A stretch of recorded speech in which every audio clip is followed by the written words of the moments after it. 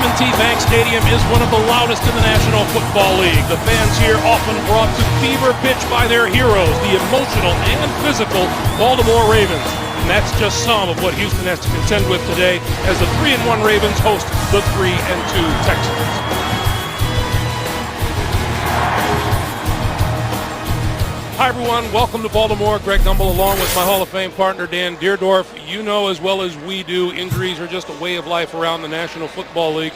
The Houston Texans certainly have them. Andre Johnson is out on offense. Mario Williams gone for the year on defense. But this week, the Houston Texans, Dan, had to wonder whether or not they'd have their quarterback, Matt Schaub, available. Well, he was a little sore this week. He's doing just fine, so don't worry about Matt Schaub. But, you know, the guy is tough. But against the Raiders last week, he was pummeled, driven into the ground repeatedly, and he bruised his shoulder, although he took one hit right at the very end where you had to wonder, geez, how are his knees? But they're doing fine. But Matt Schaub, he told us after sitting out on Wednesday as a precautionary measure, no pain, no soreness at all. He's just fine. Here's the bad news for Matt Schaub. He has to go up against the Baltimore Ravens defense today, which, let's be honest, they just don't like quarterbacks very much. What a novel concept being in Baltimore talking about their defense, but they have made it tough on everybody so far in this young season. They started off with the Steelers forcing them into 7 turnovers. Even in a loss to the Titans, they got after Matt Hasselbeck. They just bombarded Sam Bradford and the Rams, and then 2 weeks ago, their last game, Mark Sanchez and the Jets felt their wrath. An outstanding pressurizing defense. Speaking of outstanding, Dan, it is a beautiful, beautiful day here in Baltimore. Temperature in the low 70s, and the sun has been shining almost ever since we got to town this weekend. The Houston Texans have won the toss, and they will receive. Number 38, Daniel Manning, is deep. He's averaging 27.5 yards a return. And it has been a little breezy, and right off the bat, we see evidence of that. It has been very breezy, and you see the Cundiff has the ball blow off the tee, and it's going to be interesting to watch in the kicking game. We saw some attempted field goals that were making right and left turns, and it'll be interesting to see how both these quarterbacks do, throwing either into the wind or when it's at their back.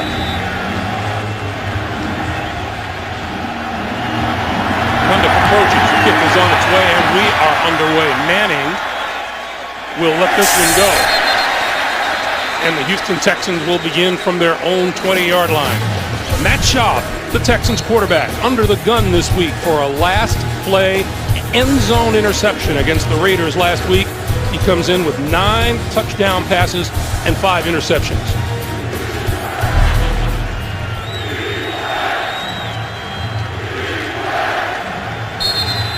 It is a loud, loud stadium for visitors to deal with.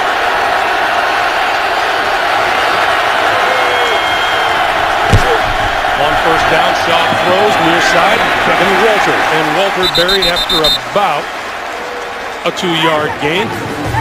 It is a solid and talented offensive line. Big and steady Eric Winston makes his 76th consecutive start at right tackle. Among the backs and receivers is Lawrence Vickers, who steps in and starts for the injured James Casey at fullback.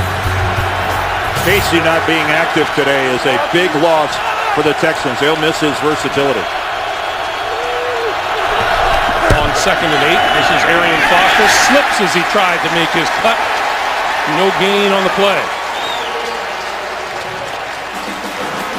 Baltimore's front line boasts maybe the best D lineman in all of football in Haloti Ngata. A sack and 3 fumble recoveries, including 1 return for a TD. Terrific linebackers led as this defense is led by 12 times Pro Bowler Ray Lewis. In the secondary, strong safety Tom Zivakowski out with a concussion. Ex-Houston Texan Bernard Pollard starts for him. And Derek Mason, the newly acquired wide receiver, makes his first appearance of the day.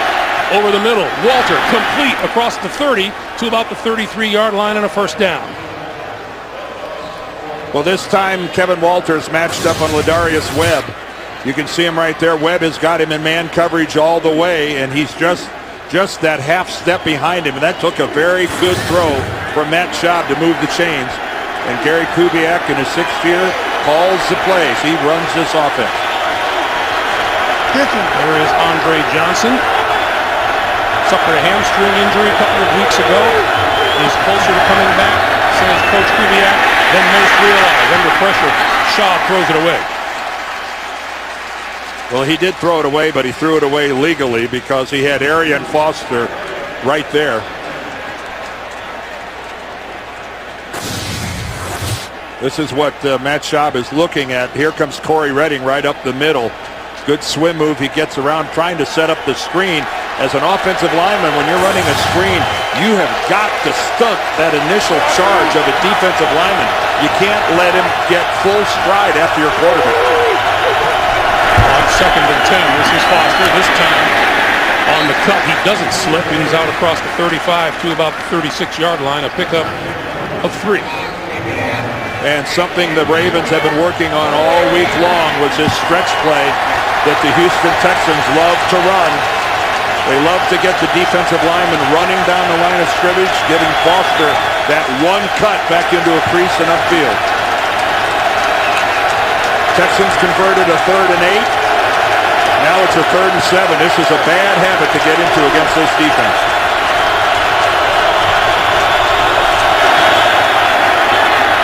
Over the middle, got his man across the 45 for a first down is Derek Mason. Well, Derek Mason, of course, played for so many years here in Baltimore. And again, Matt Schaub with a good pocket, but he puts it right where it has to be. Put it out in front, let Mason make a play on it. And again, that's just the same pattern they converted on last time. Different receivers, same crossing pattern, left to right.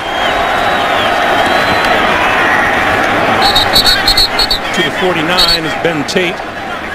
Derek Mason told us yesterday that he missed practice on Wednesday, so he's only had 2 days of practice with his team, and says he feels he can play fast with the terminology he has down so far.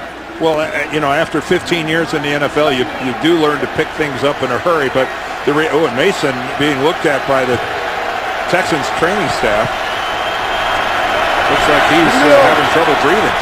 2nd and 8. Shaw goes down at the 41. Ray Lewis. Well, this time Chuck Pagano sends an all-out blitz.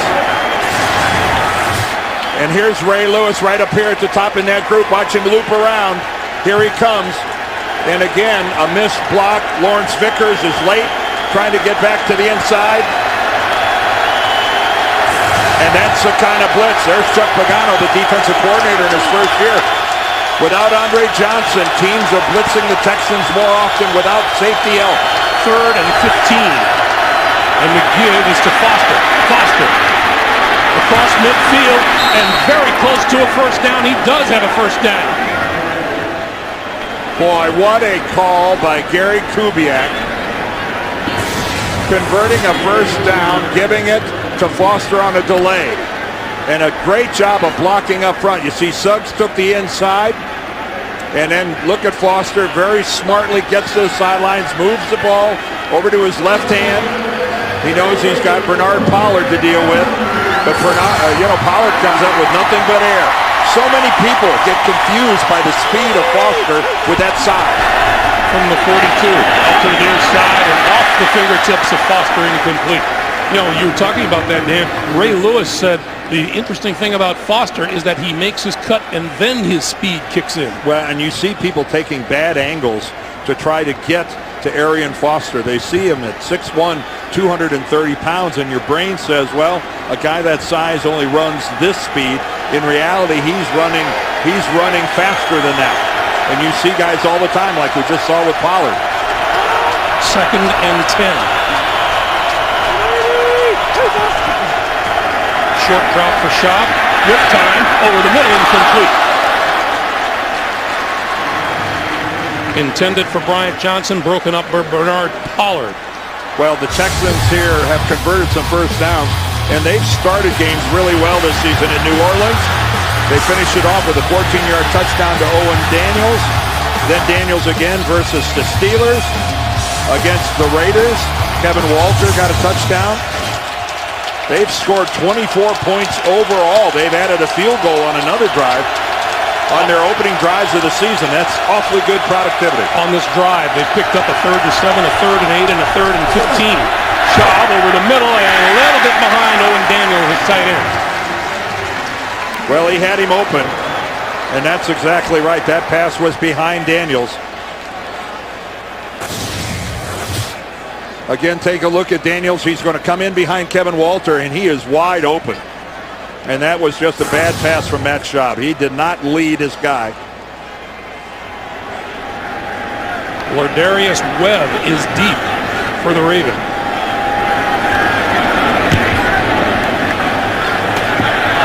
He let this one go. It falls behind him and falls at the goal line. What a punt. And that'll be down inside the 5 by Garrett Graham. Terrific punt, 39 yards. The Ravens starting a hole after this. 9:55 to play in the first period here in Baltimore, and there is John Harbaugh in his 4th season as the head coach of the Ravens. And he sees his team starting from their own 3.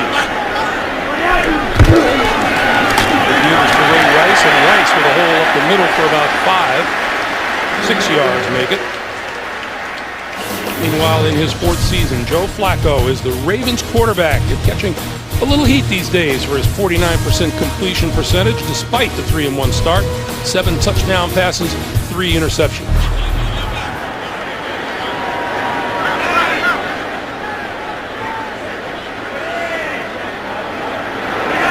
On 2nd and 4, Flacco throws, and that is complete out to the 20-yard line, and across the 20 to the 20-23 is Anquan Bolden.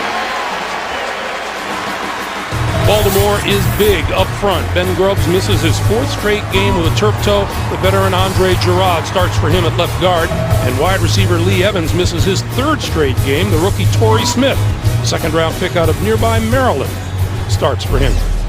There's Gerard. Boy, I'll tell you, Flacco at 6'6", 250. He needed every bit of that strength, throwing that ball off his heels. Flacco, this side of the field this time. Incomplete across the 35 to the 36 to Torrey Smith. A look at Houston's 3-4 defense. Antonio Smith, having a wonderful season, leads his team in sacks with 4 of them. The linebackers, Mario Williams out for the season. The rookie out of Arizona, Brooks Reed, makes his first NFL start. And in the secondary, cornerback Kareem Jackson has been battling a sore knee. He starts, but expect him to split time with Jason Allen. 59. First down again, and whistles, and a false start. Our referee today is Gene Steratore. False start. Offense, number 65. 5-yard penalty. First down. That is Gerard. Well, Gerard's only been here about 6 weeks. And again, Ben Grubbs is normally the starter there at left guard, but this is his 4th game with a turf toe. And there was a lot of, we thought there was a good chance that Grubbs was going to be able to go today. I know John Harbaugh was optimistic, but they tested him in pregame and just felt it just wasn't quite ready to go. Real case of turf toe. This is Rice. Across the 35 to about the 37-yard line. Well, one thing Ray Rice has going for him this year is Vontae Leach. He's got a true fullback in front of him, and as John Harbaugh calls Leach, a road grader. There he comes, number 44, right into the hole. Good block right there, you can see. He spent the last 4 years in a Houston Texans uniform. Yep. Pretty angry with the Texans that they didn't give him a better contract offer, so he took his show to Baltimore. But he is, running backs love his blocking ability. On 2nd and 9, wide open out of the backfield is Rice. Across midfield to the 46 of the Texans. And I'll tell you, Ray Rice is the beneficiary of Vontae Leach running a clearing pattern from the wide receiver position. And he takes the corner with him. Clear down here at the left, you see by the time Daniel Manning is able to react back into it, but he went downfield with Leach, and you can see totally unblocked coming in as Connor Barwin, and Joe Flacco pays the price for that, but he knew he had an open guy in Rice. You think he means a lot to this team, Greg? Yeah. Drive started at the 3-yard line is now to the Houston 46. Flacco. Look out. Steps up, throws, and that's complete to the 35-yard line, and Quan Bolden pulls it in. And that'll be another Baltimore first down. Geez, at first it looked like Joe Flacco was going to get hit from behind. He's doing a play fake, and you can see coming around the corner is Tim Jamison, and he loses his footing and goes to the ground. And Anquan Bolden, such a physical presence, not a real tall guy at 6'1", but he is built like a fullback. Well, that'll help improve your percentage. Open up a game going 4 for 4. Most anything would help that percentage. He likes the other percentage, but they're 3-1. From the 34. Flacco goes down, lost the football. And it is ruled incomplete now by Gene Steratore. Talk about a pocket disintegrating around a quarterback. Boy, does Joe Flacco take a hit. Look at the left side of your screen. Here comes Connor Barwin, and Bryant McKinney doesn't even get a hit on him. Talk about getting a soft corner. And Joe Flacco, and I tell you, that is an incomplete pass by definition only. 2nd and 10. This is Rice for a couple. Well, it may have just been a couple, but that was a nifty little piece of shiftiness by Ray Rice to just buy himself a couple yards. Ray Rice, not the biggest guy at 5'8", but Wade Phillips knows coming in, if you can slow down Ray Rice, you have brought this offense almost to a halt. They are so dependent on Rice's both running and receiving abilities. Mike. The Baltimore team now has Ricky Williams in the backfield. And that's Williams, number 34, in motion. Flacco under pressure, got rid of it in a hurry. Inside the 30 to about the 22 or 23-yard line, and a first down. Bolden once again on the catch. Well, they better clean up their backside protection here, or Joe Flacco isn't going to see the end of the first quarter. Again, look to the right. Connor Barwin's coming in untouched. You can't be doing that to your quarterback. I mean, you've got to put a guy on him. McKinney is down inside working with Andre Gerard, double teaming a defensive tackle and turning loose a pass rusher like Connor Barwin. Unacceptable. 10th play of this drive. From the 22. Flacco, quick pass to Rice. Rice, 15 to the 12. And right at the marker for another first down. Glover Quinn with the tackle. Now this is a nicely designed play by Cam Cameron. It's just a quick screen and good blocking out front. Anquan Bolden, there's Bolden making the one key block right down there on Jonathan Joseph. Cam Cameron now his 4th year as the offensive coordinator here of the Ravens and one of the game's better play callers. Just short of a first down. 2nd and 1. That's not a good TD percentage, 2 out of 9. Gives it to the back first through, and that's Vontae Leach, and that's a first down. It'll be 1st and goal for the Ravens, who have outscored their opponents 52-7 in the first quarter of games this year. You know what just happened there? Vontae Leach carried the football. This is his 8th year in the National Football League. I think that's his 4th career carry. His first of this season. The guy never gets to touch the ball unless he's a receiver. 1st and goal. Flacco to throw. Out in his flat. That is complete. Toward the goal line is Ed Dixon, the tight end, and he is out of bounds at about the 1. It seems strange being here in Baltimore and having a tight end catch a pass without the crowd going into their heap for Todd Heap. But Todd Heap is in Arizona, and Ed Dixon has really taken his spot. Ed Dixon is going to be a good player here for a ways to go. That's a good spot by the official. He was out beyond the pylon before he stretched that ball out. Leach and Rice behind Flacco on 2nd and goal. Leach just short of the goal line. Boy, talk about breaking tendencies, and here goes a flag. And another one. Andre Gerard is without a helmet.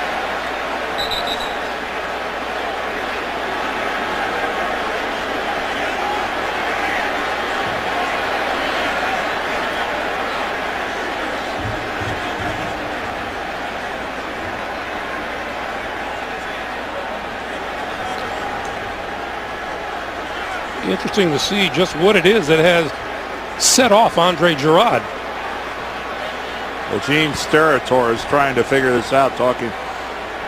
Not many referees in this business to equal a Gene Steratore. He's a good one. After the play, personal foul, unnecessary roughness, defense, number 94. The penalty is half the distance to the goal, automatic first down. The penalty is on defensive end Antonio Smith, number 94. Well, there he is. You can see Smith and Gerard is just finishing his block. Andre Gerard put a heck of a block on Antonio Smith, and Antonio Smith didn't like it. Did not like it. That was a fine block by Gerard. And number 92, Haloti Ngata, is in on offense for the Ravens. Talk about a road paver. Yeah, he's at the left tight end position right over here. Rice didn't get there. Man, Vontae Leach had his chance, so he was so close to getting a rushing touchdown. But that's a code buster there when you're making Leach a part of the running game. This was just a battle up front that was won by the Texans. You can see the offensive line of the Ravens got driven back. Ngata still on the field. Second and goal. He's still over. He's right here again over to that tight end position. They're going to follow him that way. Whoa! Boy, didn't that look like that was going to be an easy touchdown? And we have another penalty marker flying in the end zone. Boy, did that hole close in a hurry. Did an excellent surge, but that looked like Ray Rice was going to get in there. Is that Cushing? Cushing is right in. Yeah, Cushing 56. After the play, personal foul, defense, number 94. Penalty is half the distance to the goal, automatic first down. Antonio Smith with another personal foul penalty, and it gives the Ravens another first and goal. You know, that was Cushing coming in from the side, but Brooks Reed, the rookie who's playing for Mario Williams over at that weak linebacker spot, he's the guy that really made the stand-up tackle, but this is making things awfully easy for the Ravens. One penalty after another. Flacco keeping it himself for the touchdown. Well, when you have to cover about 1/2 a nano inch, a quarterback sneak is not a bad play. A season-long 97-yard drive results in the first score of the day for the Baltimore Ravens. You can't be any closer to the goal line than the Ravens were, and boy, they got a good surge right there up the middle. A good double team right there by Matt Burke and Marshall Yanda, and Gerard does a nice cutoff, and in they go. Billy Cundiff for the extra point. And how's that for Matt Schaub? Comes in with a 49% completion percentage, goes 7 for 8, and scores the touchdown. Joe Flacco, excuse me. The NFL on CBS is sponsored by Southwest Airlines. Find our fares online only at southwest.com. McDonald's, I'm loving it. And by Bud Light, the official beer sponsor of the NFL. Here we go. Welcome back to Baltimore on 197-yard drive. Joe Flacco's completion percentage for the season went up 2 percentage points from 49.3 to 51.3. Well, that's the kind of scoring drive that coaches just dream about. Starting at your own 3-yard line, 16 plays, chew up all that clock, cover 97 yards. That's sweet. Manning. Watch this one sail. Holy smokes, all the way into the seats. Shakes. Meanwhile, what's going on here, Dan? And this looks like a fair fight, huh? Man, I didn't know you were that tall. I think he's a wonderful actor. I'll write him and tell him you said so. That's no need. I'll handle it myself. Hey, he probably knows it. He knows he's a good actor, or he knows that I think he's a good actor. That too. From their own 20, the Texans has first down. Arian Foster. Well, we're watching the Texans here try to get this ground game going. And, you know, one of the things that's working against them is that guy, Andre Johnson, being in street clothes. Because his just being on the field always demands a safety over the top. And without Andre Johnson and that threat, every team the Texans are going to play with him in street clothes is going to be able to cheat their safeties closer to the line of scrimmage in support of the run game. It's going to be tougher and tougher to run the football. On 2nd and 8, Foster will try it again. And only a couple. What were you saying, Dan, about how many yards Randy Moss was good for? Well, I remember talking to Dennis Green one time when he was the head coach of the Vikings, and he said, I believe Randy Moss is worth 50 yards a game to our running attack, just by standing out there and running downfield.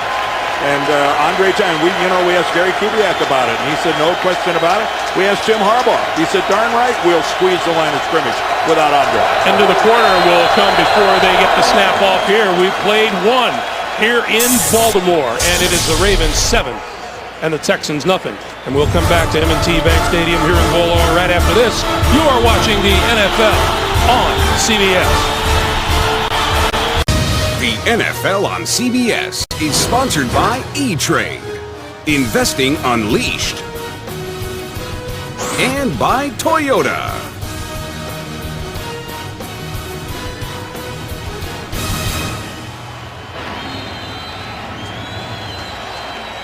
Back in Baltimore for the start of the second quarter. 7-0 Ravens, and a 3rd and 6 for Matt Schaub and the Houston Texans.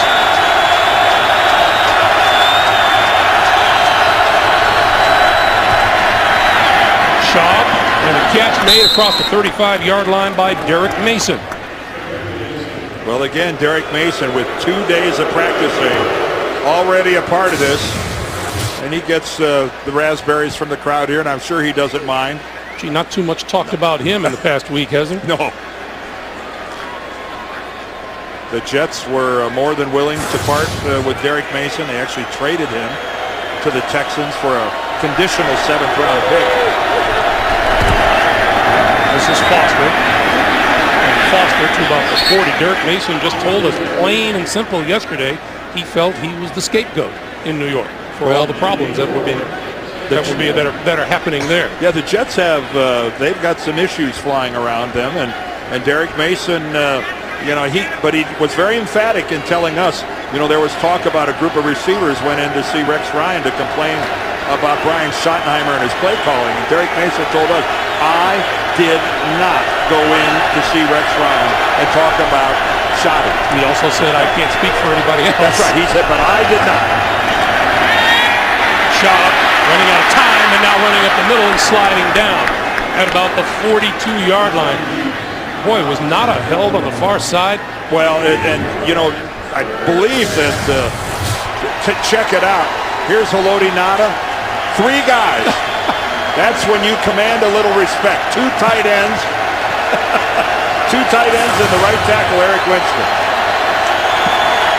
Days of sneaking up on anybody by Haloti Nada are long gone. 3rd and 4.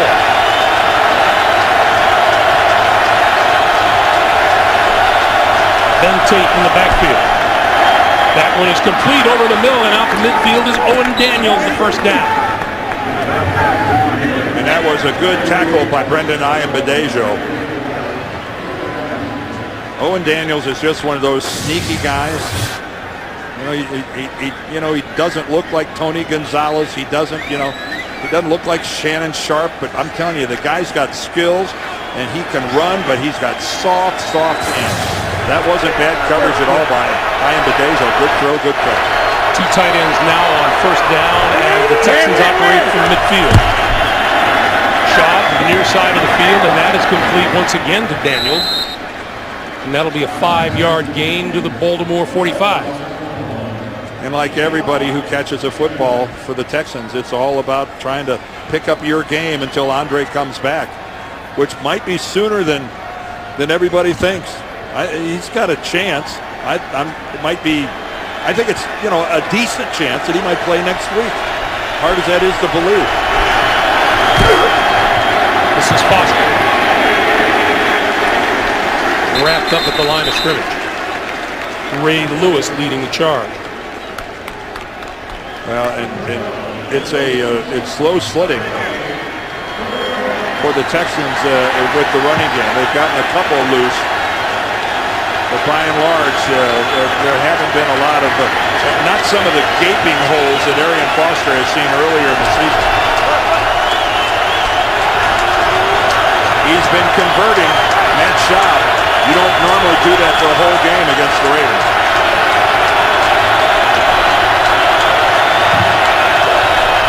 On 3rd and 5, and that one is just a bit underthrown on the near sideline, intended for Jacoby Jones, and that'll force the punt.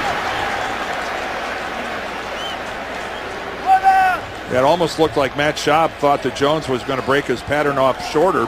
If he would have, though, it wouldn't have been enough yardage for the first down.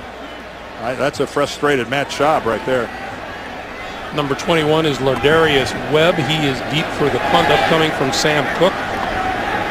Or rather, excuse me, from Brett Hartman.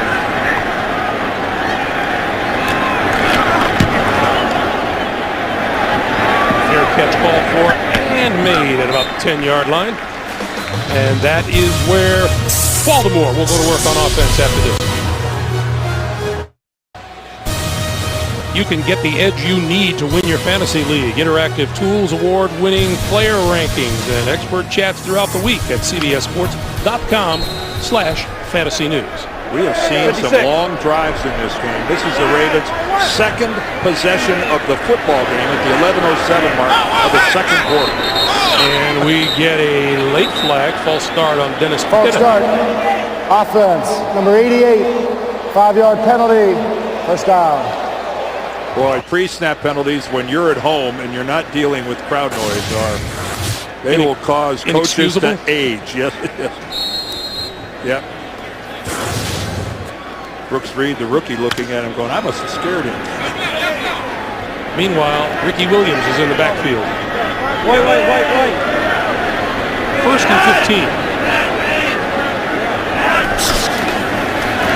Flacco going to throw it far side of the field, and a nice defensive play made over there by Kareem Jackson on Torrey Smith, and we get a marker.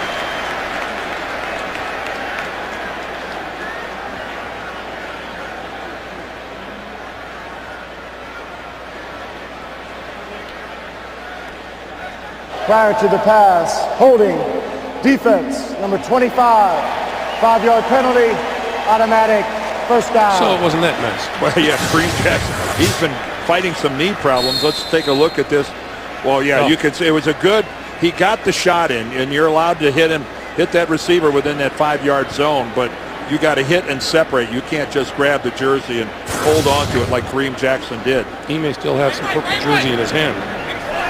So it's a new set of downs. First down, Baltimore.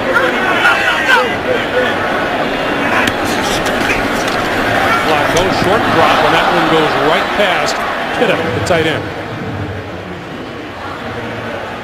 Well, Dennis Pitta, the tight end, there's another guy that Joe Flacco and John Harbaugh are pleased with. A second-year guy. They think he's got a bright future. And again, I mentioned earlier that it's so strange here for Ravens fans after 10 years to no longer have Pro Bowl tight end Todd Heap working the yard here at M&T Stadium. It's a new era at the tight end position here with Baltimore. On the blitz, Flacco going down at his own 2-yard line. Tim Jamison, number 96. Well, Brian Cushing is the guy that came right up the middle. Wade Phillips says he dialed this one up, and Tim Jamison gets the sack. But watch from the left. Here comes Cushing right up the middle, and Joe Flacco has to try to evade him. And in doing so, he goes right into the arms of Tim Jamison. That was nicely timed by Cushing, the only Texans linebacker that stays on the field when they go to their dime defense. But he timed that blitz beautifully. He let the blockers lock up, then he came into the hole. 3rd and 19. Flacco out of his own end zone, throwing this side of the field and overthrows Torrey Smith. And that'll bring the punting unit on. Dan, the amazing thing about that charge by Tim Jamison, he had to go around Bryant McKinney, which is no short trip. No, that is like circling a small planet. Bryant McKinney is one of the largest men ever to play in the NFL. It's 6'8", 360, give or take a few dozen pounds. Jacoby Jones deep for the punt.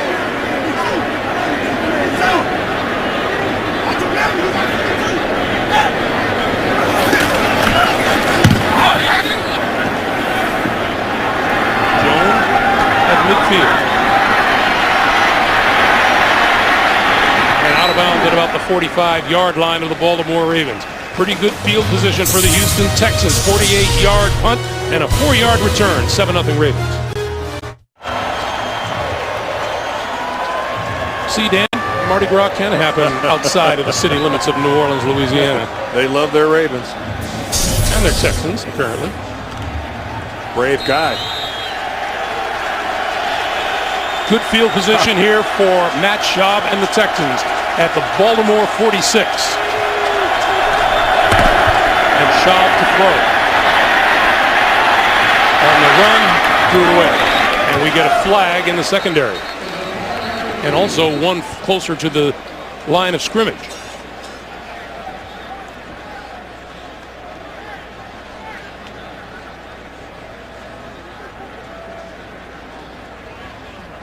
Prior to the pass, holding defense number 52, 5-yard penalty, automatic first down. So Ray Lewis guilty of the hold, and that'll give the Texans an automatic first down. As you look at some numbers today, Flacco still pretty good at 7 out of 10. What did you make of that whole fuss? And there was a lot of angst here in Baltimore about that low completion percentage of Flacco. Well, again, I'll say this, John Harbaugh stepped up and he and Cam Cameron take some of the blame. Then Tate with running room to the 30, to the 28. And again, this is the kind of holes that this offensive line of the Texans has been creating earlier in the season with some regularity. You know, take a look at the stretch play. They stretched them out up front. They cut off the backside. You see Ray Lewis right there. Mike Brizell did a good job right there at getting on Lewis. And it's up to Ed Reed to finally be the guy that's able to come up and make the tackle. Ben Tate had 116 yards rushing in the opener against Indy, followed it up to 108 at Miami. And on the far side of the field, Tate goes down at about the 27. Well, Tate's been a little banged up, Greg. You mentioned what a great start he got off to. He had 82 against New Orleans, but then he's only had 20 yards total in the last 2 games as he's been battling some groin and Achilles problems. Gary Kubiak said also don't be surprised to see Derek Ward in action today. And he's missed the last 4 games. They finally got him back. That's Green Daniels in motion. Schaub throwing out to the far side, complete to Foster out of the backfield, and Foster is out of bounds right at about the 25-yard line. When you're on the road like the Texans are against a really good football team, like the Ravens are, and you get a chance to start a drive at the Baltimore 46-yard line, you have got to capitalize on it. You're already down by a touchdown. This is the kind of field position that you'll be lamenting for a long time if you don't capitalize and at least get a field goal out of it. And Matt Schaub has been in the kind of third down situations you don't want to be in against the Baltimore defense. Here they come. Schaub throwing. That's complete to the 20-yard line. Kevin Walker looks like he'll be about a yard short of a first down. I think he's a good somewhere between 2 and 4 feet. I think you're right.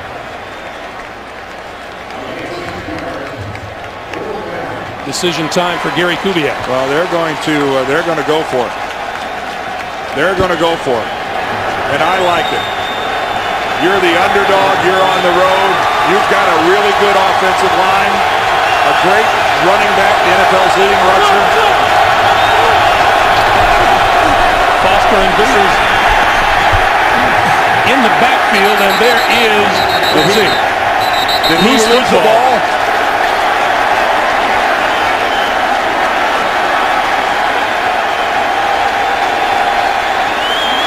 Looks like either way, Baltimore gets the football here. He didn't come close to getting the first down yardage. Didn't look to me like he ever crossed the 20. Terrence Cody getting all the kudos, getting off the ground in the middle of the pileup, but the Texans fail to convert and the Ravens take over. 7:33 remaining here in the first half, and the Texans squander another opportunity as the Ravens take over at their own 20-yard line. And this is Rice for a couple. Let's go back to that last play, Dan. Yeah, Terrence Cody is the guy in the middle of all this. Here he is right there, number 62. Watch right here, though, as he reaches out with his left hand and grabs the face mask of Arian Foster. Again, look at it. There he is right in the center of your screen. Look at his left hand. He's got Foster's face mask and pulls him backwards, and somehow the officiating crew missed that. That would have been an automatic first down for the Texans, but that one went unflagged. 2nd and 9. This is Rice again. And Rice to about the 24, and it'll be 3rd and 6. Brian Cushing in on the tackle. He came into this game the Texans' leading tackler with 36 of them on the season. We saw Brian with his family at dinner last night. Yeah, they made the drive in from Jersey, and you know, he's made the adjustment going from an edge player on the outside to playing inside linebacker for Wade Phillips, and he's shown a lot of versatility, and he's really proud of the fact that he's the one guy that stays on first, second, and third down. The 2009 NFL Rookie Defensive Player of the Year. 36. Flacco lost the ball. I think the Texans got it. They do have it. Looks like Tim Jamison down below. He's got it. Jamison with the hit and the fumble recovery. Well, Tim Jamison, a backup defensive lineman, is really involved in things here in the first half of this game. He gets in there, he forces the fumble, and then he recovers it himself. Look at Jamison. He reaches out, grabs Joe Flacco. Flacco loses the ball. He goes 360 around the back of him and recovers it.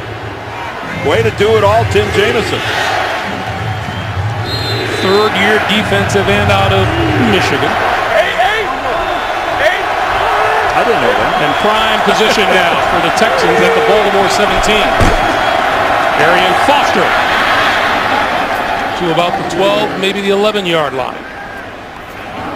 Well, again, the Texans with outstanding field position inside the red zone where they've had problems this year. A field goal now is not acceptable. For the Texans in this situation, a field goal is not acceptable. 5-9. Ben Tate now in the backfield on 2nd and 4. Tate. Oh, there's the alley. To about the 6. Boy, you could see how this opens up. And I'm telling you, Eric Winston was talking. He calls this going out the back gate. But take a look right here. They're going to stretch him on the front side, but the alley then comes back to the back side. You stretch him in the front, you cut him off in the back. There is a great look at how that stretch play ends up going well to the other side of where it originally was intended. Baltimore was lucky to cut that run as short as it was. Yep. 1st and goal. Tate. Oh, secondary lost the football. Recovered in the end zone. I think Wade Smith covered it up. Touchdown. It looked like Wade Smith, the left guard, was the guy that covered it.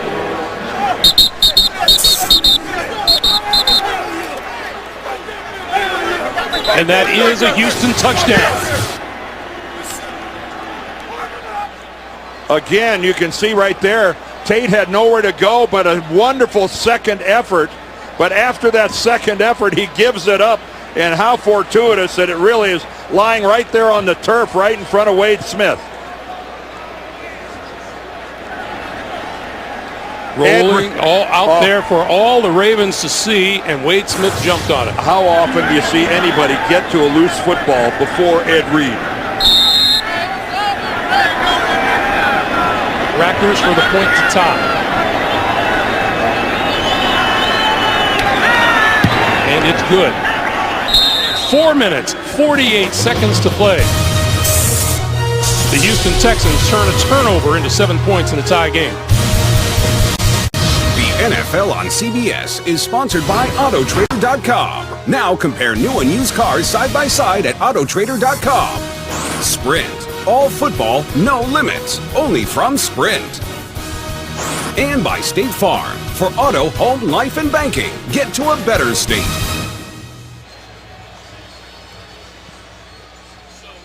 As we welcome you back to Baltimore, all of us on our CBS Sports crew join in with the fans and the management of the Baltimore Ravens in expressing our condolences and sympathies to Art Modell, the former Ravens owner, on the loss of his wife, Patricia. And Art Modell has been a long-time friend, Dan. Absolutely, Greg, and had the pleasure of knowing the Modells for many years.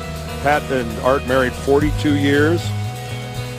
Art, of course, the Cleveland Browns, and then moving the franchise here to Baltimore, and our condolences to the whole Modell family. In her honor, they are wearing the letters PBM for Patricia Breslin Modell on their helmets.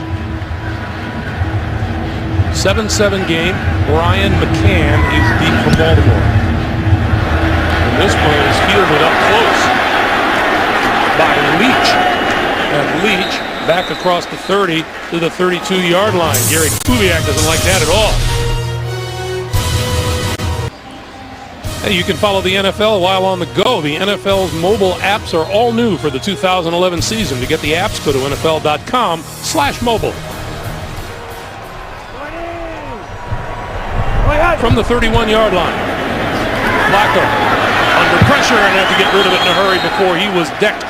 Connor Barwin hit him, and that's nothing new today for Joe Flacco. No, Joe Flacco has been getting pummeled.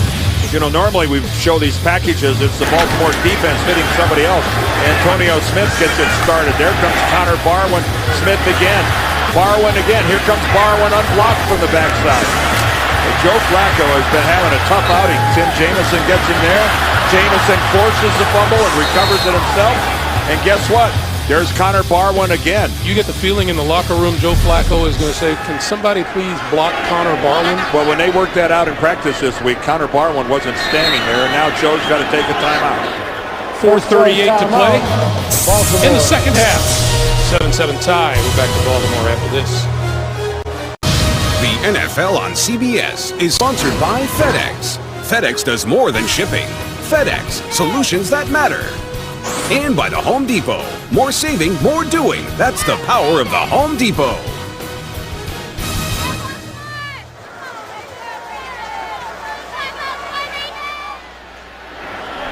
Joe Flacco has had himself a rough day in the pocket.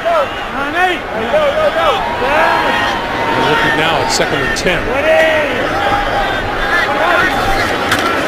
Quick pass out to the far side to Rice. Rice can't elude that first tackler, Daniel Manning.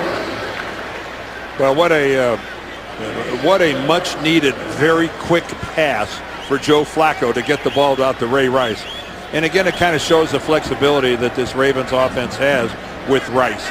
It's kind of Marshall Faulk-esque, the way they can split him out at wide receiver. They can put him anywhere on the field, and Ray Rice is comfortable being there. But Joe needed a quick completion. Now looking at a 3rd and 3. Quick pass, far side, complete, first down, Dennis Pitta. You know, we go back again to what we were talking about earlier about that completion percentage as there's a marker on the field. John Harbaugh chucked it up to everybody being very aggressive offensively. Yeah, absolutely. And he mentioned, you know, Cameron and I, we were, you know, maybe a little aggressive in that Jets game. We were going downfield too much. We should have, you know, maybe settled for some shorter and more intermediate passing. But it is this is not a West Coast offense that they're running here in Baltimore. That is not Cam Cameron's style. There is no foul. for offensive pass interference is on the play as a first down. So they'll pick the flag up and move the chains.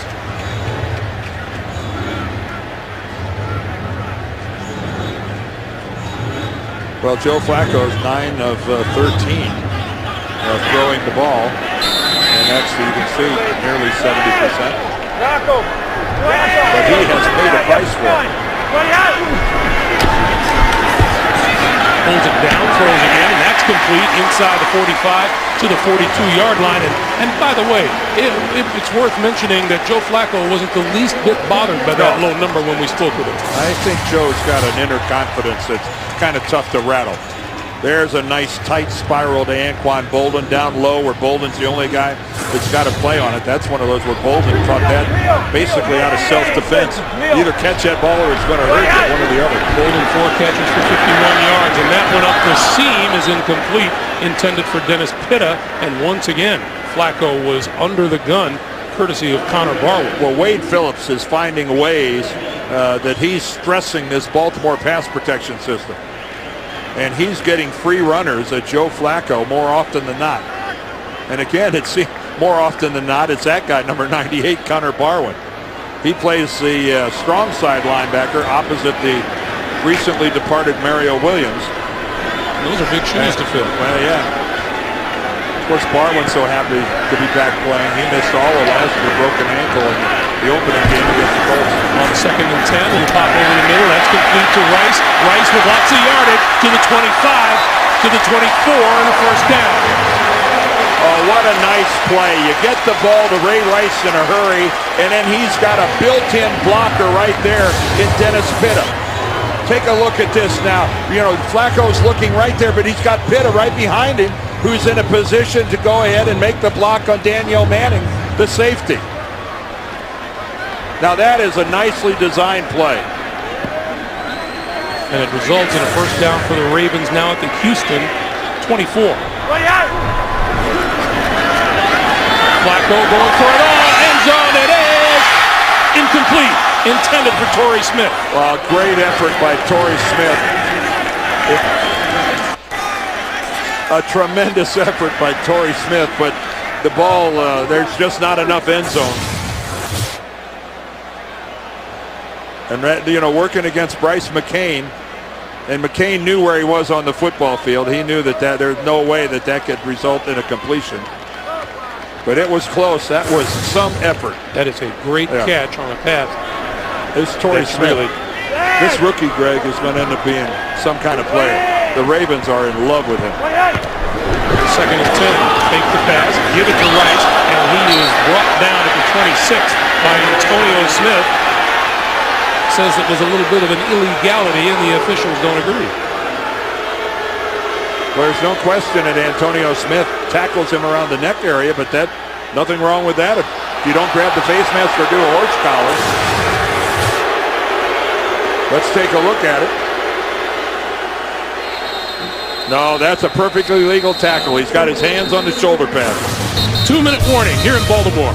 We're tied at 7. 2 minutes to play here in the first half. Houston with all 3 of their timeouts remaining. Baltimore with 2. And a 3rd and 11 facing Flacco.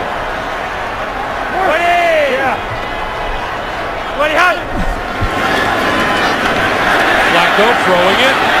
Incomplete. Intended for Pitta. And boy, is Wade Phillips being aggressive. Again, another blitz off both edges. Just a reminder, coming up, the Sprint Halftime Report. JB, Dan, Shannon, Boomer, and the coach will have all the latest NFL scores and highlights coming up on the Sprint Halftime Report. And I'm sure they'll point out that the Green Bay Packers stand alone among the undefeateds in the National Football League. Jim Harbaugh of the 49ers, John's brother, the early leader for Coach of the Year. Billy Cundiff looking for a season-long 43-yard field goal, and this looks pretty good.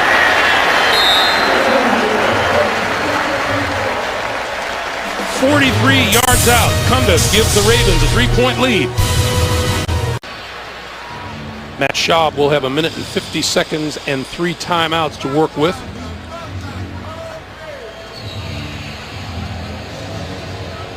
as we welcome you back to Baltimore. No football weather yet, is there? No, actually, if it wasn't for being a little breezy, and even that it's not too bad, this is a perfect day to play football. The stadium here in downtown Baltimore on the Inner Harbor, just a picturesque setting. Camden Yards next door. This is quite a sports complex. Daniel Manning deep for the Houston Texans. Now let's see what Mr. Touchback does with this one. Going the other direction. The other direction, right? Kicked it into the stands the opposite way. Isn't too bad either. No turf toe there. The action earlier today has produced these standings in the AFC North. Baltimore sitting atop, Cincinnati and Pittsburgh at 4-2, and Cleveland at 2-2. And Cleveland's playing the Raiders right now. Yeah, that is a tough division. You know, you scan through most of the divisions, and there's maybe an 0 or a 1 and something or what. That could be a division with all winning teams by the end of the day. The Baltimore Ravens travel to Jacksonville next week. Schaub, that pass is complete, close to the 30-yard line. Kevin Walter will make it to 29. It'll be about a yard short of a first down. Kevin Walter's a good, steady guy, and a big guy, too, at 6'3". Nice target. 5 catches for 81 yards and a touchdown a week ago in the loss to Oakland. Penalty marker. Whistles. False start. False start. Offense, number 73. 5-yard penalty. Second down. Eric Winston, the right tackle, just a little lean back. What a pleasure it was to chat with him yesterday, wasn't it? Yeah, nice fellow.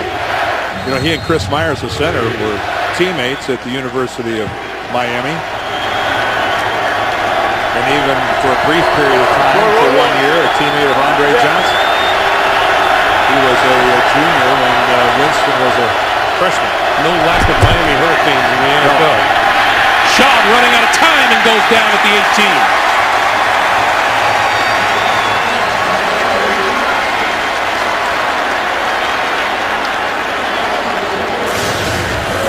Well, and this is a coverage sack because Matt has time to look downfield, and he was going to throw it. He had a target, and then he gave himself up.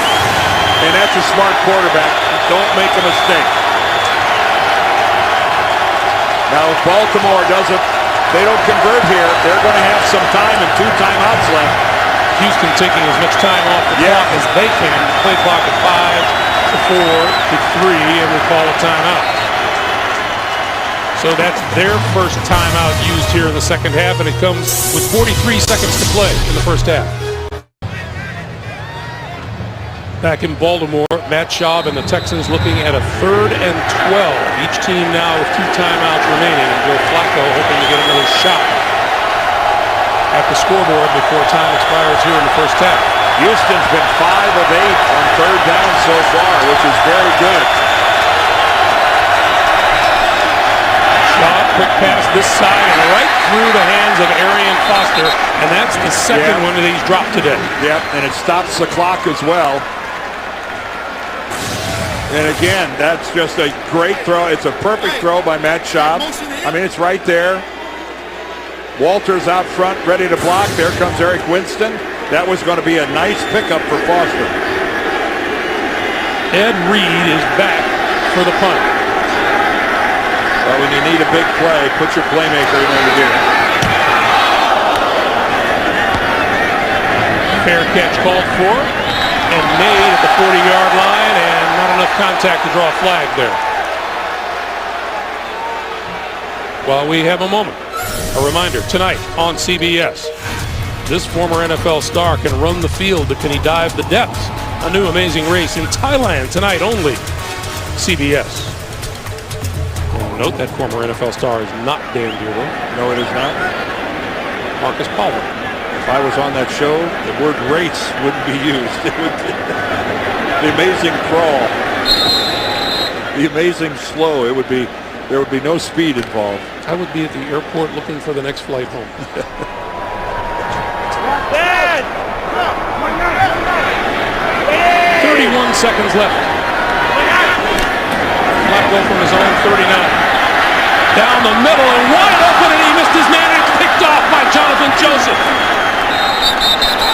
Jonathan Joseph with his third interception, and Flacco missed a wide open receiver. Well, it was Ed Dixon, his tight end, and somehow that ball just got away from Joe. I mean, it just had way too much air underneath it. You're going to look at it, you see what Joe sees. He's not pressured at all, but the ball just really sails on him, and Dixon at 6'4" still couldn't get up and do anything except deflect it and tip it. There you look at Anquan Bolden running a clearing pattern, and a pretty nice job there by Jonathan Joseph of extending, going down for that ball and keeping it off the ground. So now 21 seconds remain. Shot, steps up, throws over the middle, and he's got his man across midfield. Jacoby Jones pulls it in at the 45. And Shaw burns a timeout right there. That's Neil Rackers hoping to get a shot at a field goal that would tie this game. His career long is 57. His season long is 54. And he's probably trying to figure out what direction it's moving as it's really swirling in there. Penalty markers. This play doesn't count. False start.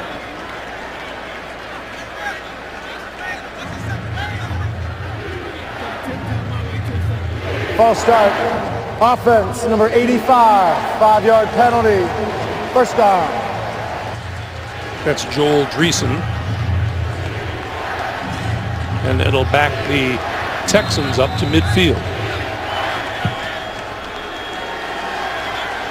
Well, they've got one timeout left, so they have the entire field at their disposal. Hey, Roy. They don't have to just work the sideline.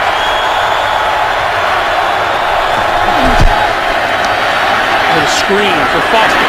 Foster inside the 45 to the 42, and a timeout stops the clock with 8 seconds remaining. Charge timeout. Houston, a 30-second timeout. Well, you'd be looking at what, about a 60-yarder for Rackers? We were talking about the wind swirling and coming from different directions. We were watching the guys in pregame warm-ups. Here's Kunda. Take a look at what this football does about halfway there. Whoop. As it heads off, you can see the abrupt movement. I believe in the baseball playoff, that's known as a cut fastball. Yes. And I don't think that a 60-yarder is much of an option right here. Now, you could run a quick out in 8 seconds, hoping your guy gets out of bounds and maybe, shorten the kick by, 8 or 10 yards. Remember, Houston with no timeouts remaining. Shaw throwing it away. 3 seconds on the clock. And that was just a throwaway by Matt Shaw. He certainly couldn't make any completion in the field of play. They have no chance to get up and spike it in time. Now you either try to launch one all the way down to the end zone or do a hook and ladder, do something 10, 15 yards, something lateral. Something creative. Yeah, the Stanford band, whatever.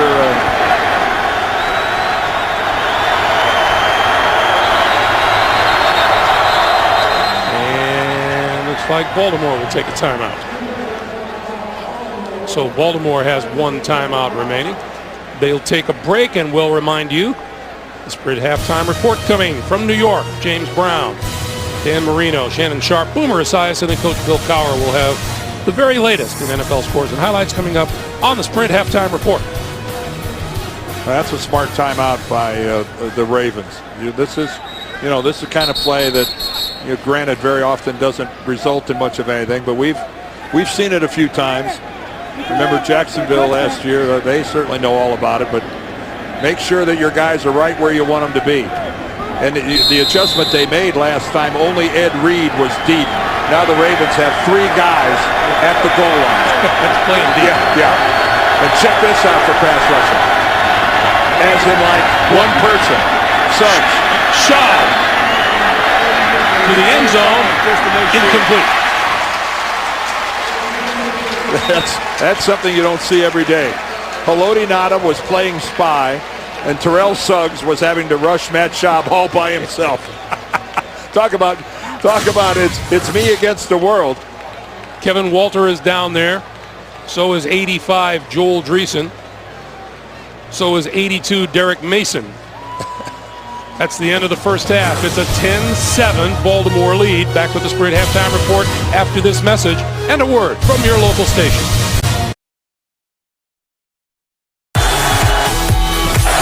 Schaub goes down at the 41. Ray Lewis. Oh, secondary lost the football. Recovered in the end zone. Touchdown. Back in Baltimore, there is our halftime score. The Ravens leading the Houston Texans by a score of 10-7. Time now to take a look at the NFL mobile recap presented by Verizon. Dan? Well, it's a lot happening on this play. Great effort there by Tate, but he gets hit by Pollard, fumbles ball into his end zone, and man, a teammate comes in for the save. Wade Smith, the left guard, covers up the ball, and that is a Houston touchdown. This hasn't been the prettiest game, Greg, but it has been hard hitting. It has been less of a shootout than we expected coming in, that's for sure. Yes, a shootout this has not been. Both quarterbacks have taken their fair share of hits. Joe Flacco maybe way more than his fair share. The Ravens will get the ball to start the second half. Brian McCann out of the end zone. To about the 20 and about the 22-yard line as we welcome you back. Greg Gumbel along with Dan Deerdorf. It never ceases to amaze me. As much as you try to prepare for a game, a lot of times it doesn't go anywhere near what you expected it to be. Well, you wondered how this Texans defense would respond without Mario Williams that they lost last week. And for 30 minutes, Wade Phillips has to be really pleased with the way his group has played. They brought great pressure. They have played hard. They've tackled well. And again, they're missing their best player, but they're playing with heart and spirit. Connor Barwin, one of those who has certainly stepped up here in the first half. This is Ray Rice, and Rice breaks it to the outside, has a first down and then some. We have a penalty marker down at the 40. Which means it wasn't back at the line of scrimmage.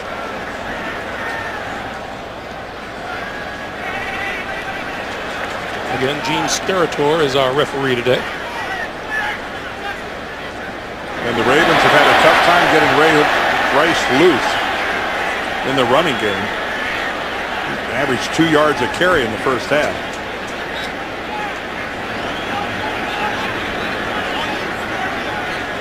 You still haven't figured this out. There's no foul there, but I didn't think there's no foul for face mask. It was a grab and let go and not a grab and twist. The result of the play is a first down Baltimore. That's a lot of grabbing on one play. Well, let's see, there's the grab, but then they let it go. And that, the NFL has tweaked the face mask rule. If you don't grab, you can have incidental contact, I guess is a good way to describe it, on the face mask, as long as Gene Steratore said, you don't grab it, pull it, and twist it.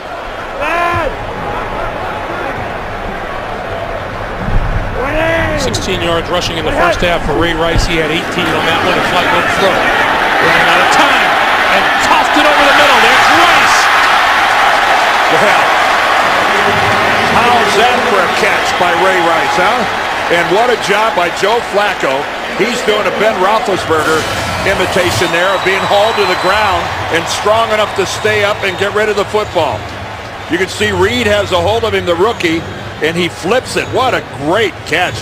That ball is away from Ray Rice. He snatches it out of the air with his left hand and heads upfield.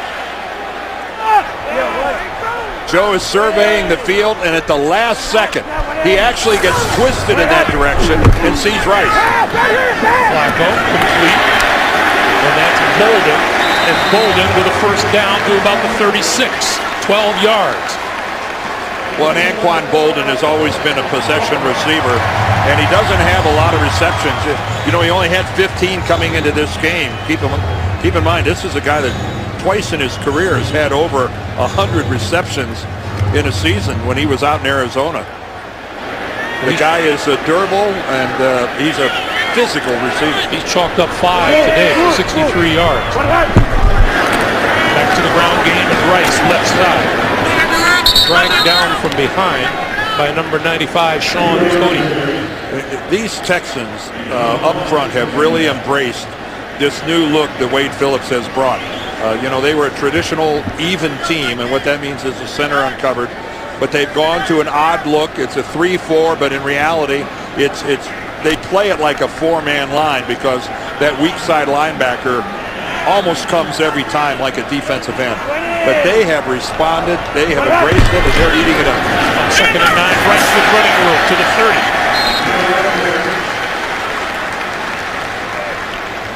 Ray Rice is only listed at 5'8", 212, and he hits a hole as quickly as anyone.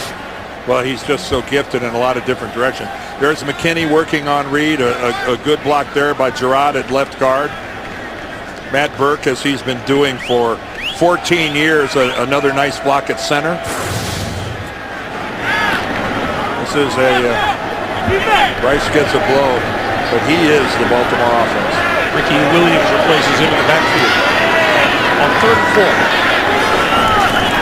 Flacco on the slant, threw it behind Laquan Williams, the rookie out of Maryland.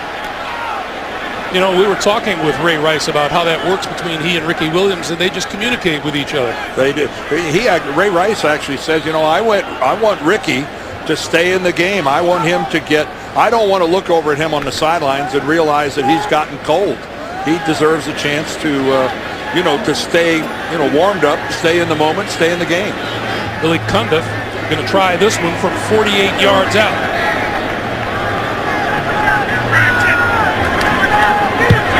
On the way, it looks good. Plenty of room to spare. 11:46 to play in the 3rd, and the Ravens extend their lead to 13-7. That would be the only Raven in the stadium without a jersey. Unfortunately, there's a jersey. Billy Cundiff to kick it away, and Daniel Manning is deep for the Houston Texans. Well, where will this land? Way back there. Nowhere near Daniel Manning. Out of the end zone, Houston will start at their own 20-yard line, and while we have a moment, we talk a lot about record-breaking performances. Here's one for you. For the first time in television history, one network has 20 of the top 30 shows so far this season.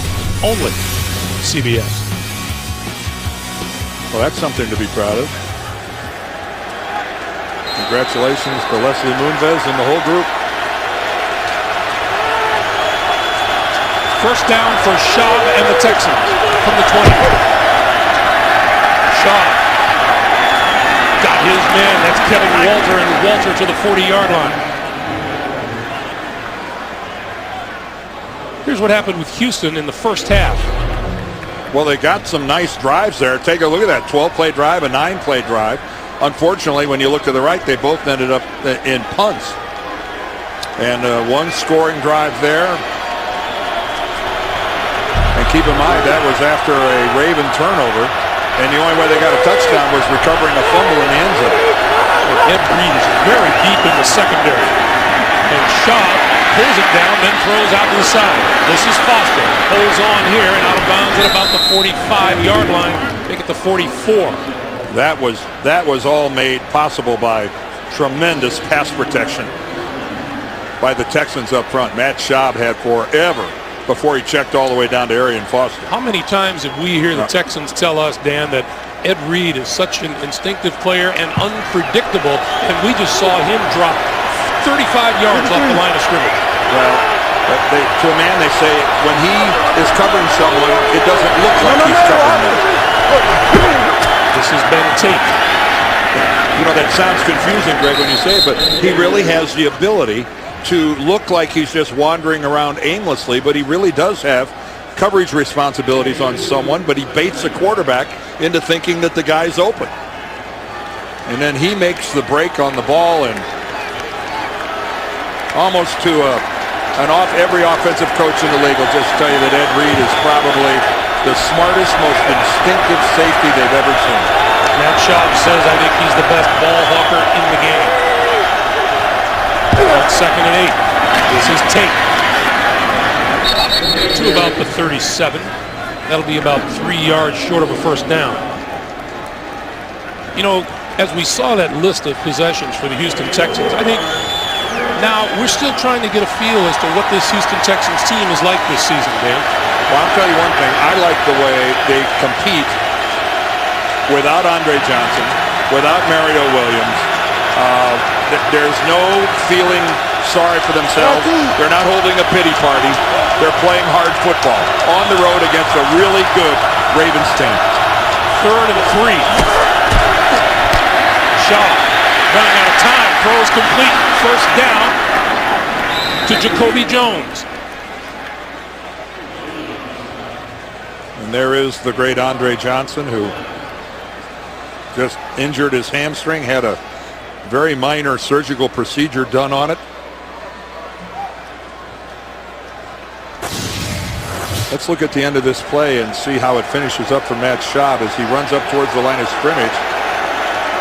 You see coming in from behind and falling on his ankle was Suggs. Play fake to Foster. Schaub rolls, throws, deep. It is caught for a touchdown. Jacoby Jones. And on Ed Reed, no less. And Matt Schaub, he is a little tender.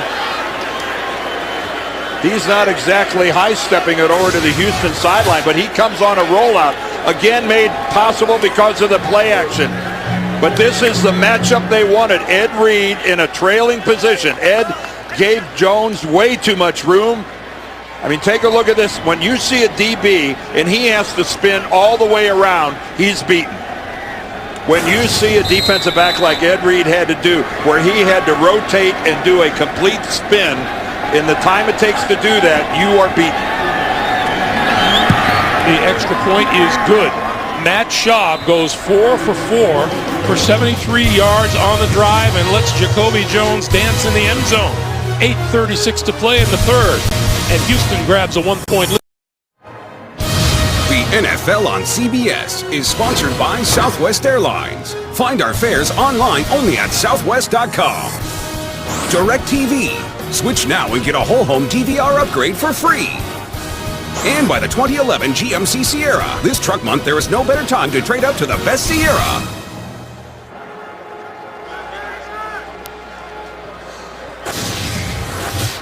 Here is Jacoby Jones right here, who's going to go off. But I want you to watch this tight end as he comes across the middle and watch the coverage that he draws from the Ravens. Take a look. This is Owen Daniels. And guys, if you'll freeze it right there, 4 Ravens are all on Daniels, and Ed Reed is all by himself back in the deep secondary with Jacoby Jones. I can't believe that that's the way that Chuck Pagano drew it up. I got to think that maybe Bernard Pollard, the other safety, was supposed to stay deep and give Ed Reed some help. But when you got 4 guys on Owen Daniels, there's somebody open someplace else. Meanwhile, Matt Schaub stood in under pressure and delivered a strike to Jones. Brian McCann going to run it out of the end zone for about 6 yards deep. Tripped up at the 15, falls forward to about the 18-yard line. Dominique Barber with the tackle.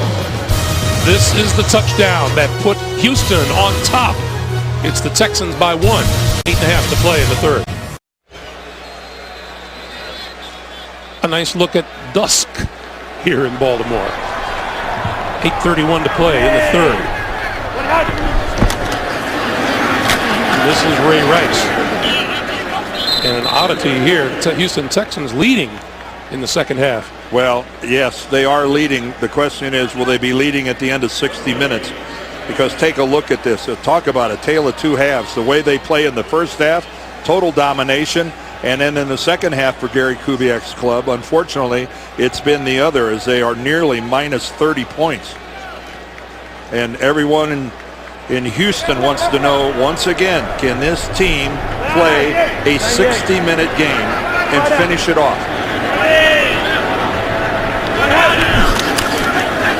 Flacco, quick pass outside, complete to Pitta. And Pitta out of bounds at the 22-yard line. These Houston Texans have never beaten the Baltimore Ravens. No. They're 0 for 4. And, you know, they got a couple franchises they've never beaten. They're 0-5 against the Jets. They're 0-4 against the Chargers. And they're not very good on the road recently. They're like 1-7 their last 8 road games. So there's a lot at stake here for the guys from Texas.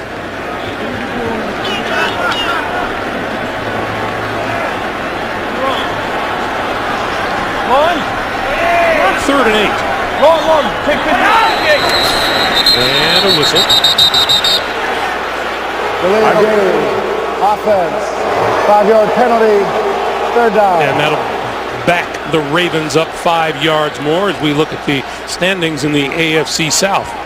Well, I think that before the injuries to Andre Johnson and Mario Williams, I think most people thought that Houston was the team to beat in this division, with Peyton Manning, of course, out for the Colts. And they're, in my mind, I still think they're the favorite to win the division. And that was an unfortunate delay of game penalty, an unforced error on the Ravens. Third and 12, penalty marker. Texans offside. And that is complete across the 35-yard line to Torrey Smith. I think Connor Barwin got sucked in on the hard count by Flacco. He was in the neutral zone. Connor Barwin has just had too good a time hitting the quarterback. Defense, number 98.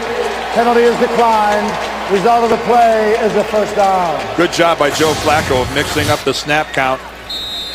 And his voice inflection got Barwin to lean and fall into the neutral zone before he ended up being absorbed by Bryant McKinney. 19-yard pickup on the play, and Connor Barwin going up against Bryant McKinney. Listed at 6'8", 360. And he's been rejuvenated a little bit after a disappointing last couple of years in Minnesota. Flacco going deep. Got his man inside the 15-yard line. Torrey Smith. Well, I'll tell you one thing that you got to like about the young receiver. What a nice adjustment he makes on the ball. Because Flacco throws this to the inside, and watch Torrey Smith have to adjust to the ball. You see him have to break his pattern a little bit and come back to the inside. And he had gotten over the top of Daniel Manning, number 38, the safety. Kareem Jackson's the corner. He's counting on some safety help deep. He didn't get it. And that's what speed will do to you. But Torrey Smith showed a little more than just speed there. 50-yard pickup. This is Rice. And Rice inside the 10 to about the 7.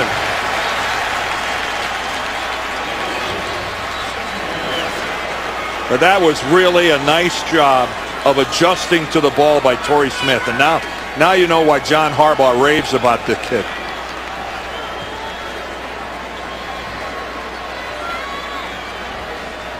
Flacco and the Ravens looking at 2nd and 4.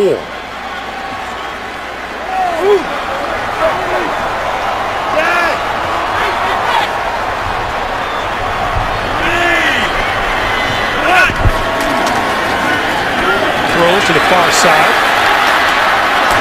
And that'll go to about the 5. Anquan Bolden had to pick that one off the turf. Let's go back one more time. Here's Torrey Smith right here. But here's Manning, the safety, and he's going to get drawn up inside. And Torrey Smith is going to get past him pretty quickly. You can see right there that Manning is in no position to come back, and there's no way that Kareem Jackson can run that much of the football field and keep up with Torrey Smith. I mean, we're talking about a guy that's got legit 4.3 speed. Flacco, a perfect 4 for 4 throwing on this drive. 3rd and 2. Rice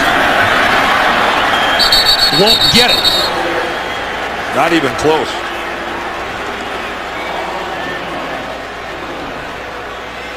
And that will bring on Billy Cundiff and the rest of the field goal unit. And coaches hate being all the way down inside like that, not being able to convert. But this is a good front 7 for the Texans. This is as good a group as the Ravens are going to see all year. Number 1 in the NFL in red zone defense coming into this game. Cundiff from 25 yards. It's good. 3.5 minutes to play. 3rd quarter. Baltimore's lead is 16-14.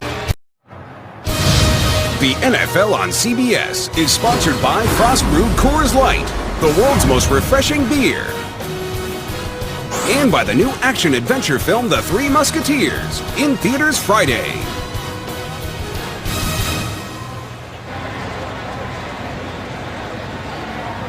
3.5 minutes to play in the third quarter. There is the Baltimore scoring drive. Joe Flacco was 4 out of 4 for 75 yards on the preceding scoring drive for Houston. Matt Schaub was 4 out of 4 for 73 yards. And Billy Cundiff has not given the Texans a chance to establish much field position with his kickoffs, and there's another one. So Matt Schaub back to work on offense when we come back to Baltimore. Baltimore fans getting a little noisy, as they are known to do now and again.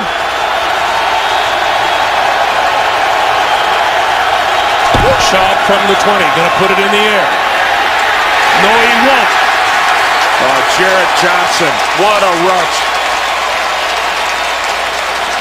Coming from the left end position, standing up. He just powers his way back to Matt Schaub. There he is right here at the bottom. And you've got Joel Dreesen, the tight end, trying to block him, and he's beat from the very beginning. As soon as Johnson gets that inside shoulder, it's over. You either hold him, which Dreesen did and didn't get called for, or you give up the sack, in which case Dreesen did both. 2nd and 16. Schaub over the middle. Oh, what a strike he threw across the 30 to the 32-yard line, and Jacoby Jones made the catch. That's good for 18 yards and a first down. And that is the kind of reception the Texans fans have been looking for out of Jacoby Jones. Not just streaking up a sideline. You know there's a big hit waiting for you at the other end of a catch like that. He went down and got it. By the way, nothing wrong with Matt Schaub's throwing shoulder on that one. This is Tate. Dragged down by Jarrett Johnson. Well, I'll say this about Matt Schaub and the Texans. They have converted some 3rd and longs in this game. Normally, he who makes a steady habit of trying to do that pays a big price against this Ravens D. That's a new he-who. What's it? I'm quoting the Raven. The Raven. The Raven says he-who. 2nd and 9. Schaub throws it out here and underthrows Joel Dreesen. 3rd and 9. Well, Matt Schaub was dealing with a disintegrating pocket there. And here come the fans. Yeah, good pressure by the front group of the Ravens. Derek Mason, when we were talking to him, said, look, if you can control 55 to 92, you have a chance. Referring to Terrell Suggs and Haloti Ngata.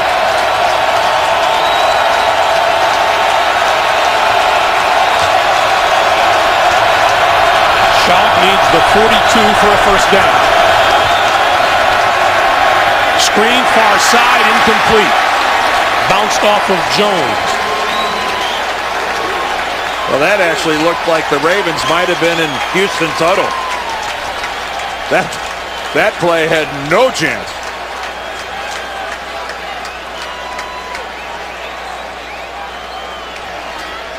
That was that play didn't have one chance on 100 of developing into anything. Nice work by the Ravens. This will send Ladarius Webb deep at his own 25.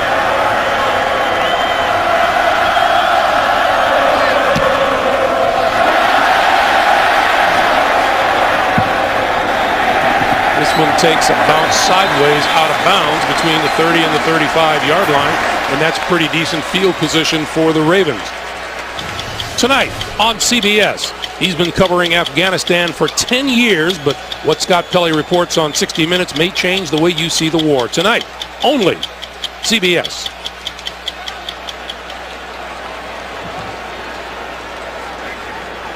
Well, that's a frustrating series for the Texans. Matt Schaub has been under duress a lot today. So is Joe Flacco. Ricky Williams in the backfield. Nice block he throws. Flacco lets it go deep for Bolden, and he caught it!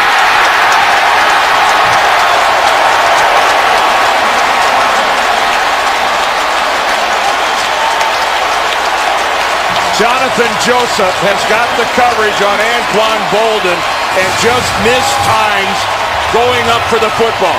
Look, he's grabbing him, he's got a hand on him, he's holding him, but he missed times his jump.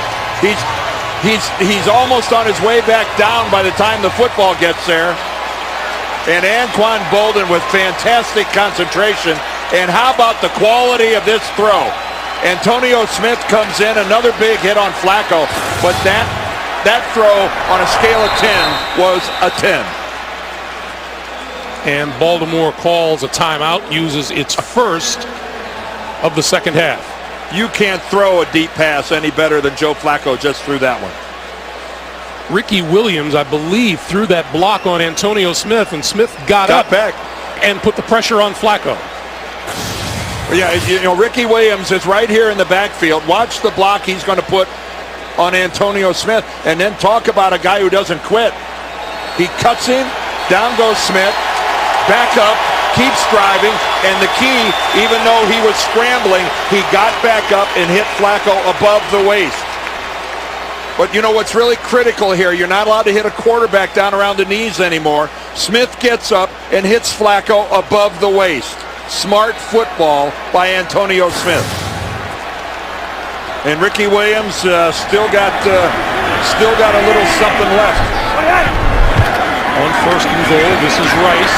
And Rice nowhere to go on the far side of the field, gets wrapped up and thrown to the ground by Brian Cushing. And a little post-whistle activity. Michael Orr right in there. And, you know, these guys will come to the aid of Ray Rice. And that's what the big guys are supposed to do. And Ray Rice is one of those guys. He's, you know, mostly it's defenders talking to running backs. Ray Rice is not afraid to give it back. He's got an opinion, and he'll share it with anybody. With that, the third quarter winds down. And you know what? Feels like we're just getting started between the Ravens and the Texans. 16-14 Baltimore. That's the end of 3. Back to Baltimore after this message and a word from your local station. You're watching the NFL on CBS.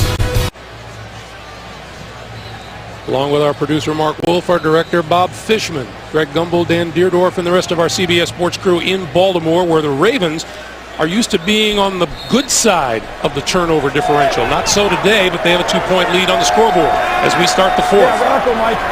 Money!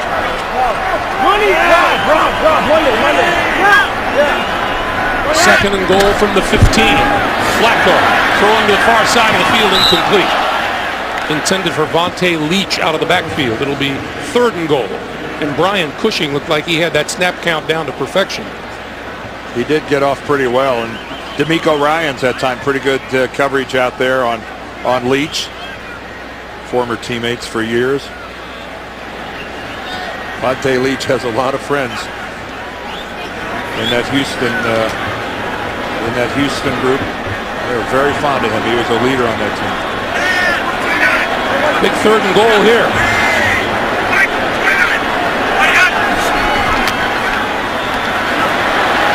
Flacco on the move. Under pressure. Incomplete. And that's a big dose of credit goes to the Houston secondary, because Joe Flacco had time and a lot of it to try to find somebody open, and he couldn't find anybody. That's not to say that nobody was open, but he certainly couldn't seem to locate anybody. Yeah, there to the backside, you could see his tight end Pitta. Yeah, but keep in mind, Flacco had scrambled to his right. You got to look through a lot of big bodies to see a guy diagonally all the way across the field. Cundiff from 33 yards, and he got it through. Another 3 on the board for Baltimore. 19-14 Ravens. When the Baltimore offense has stalled, Billy Cundiff has been there. 5th time in his career with 4 or more field goals in a game. Greg, hard to believe a guy with his talent was completely out of the game for 2 years after 5 years in the league. And important for the Texans to remember, they are still very much in this game. 5 points down. Plenty of time remaining. Daniel Manning deep. And again, will not get a chance to run it back. Cundiff has done a terrific job on kickoffs. A reminder, next Sunday, the NFL on CBS features another big day of regional action. Phillip Rivers and the Chargers against Mark Sanchez and the Jets. A bit later on, Dan and I will be in the land of the cactus and sand and Gila monsters and scorpions. Well, I hope none of them are in the stadium when we're there. The NFL today kicks it all off. Presented by Southwest Airlines. First down for Schaub and the Texans.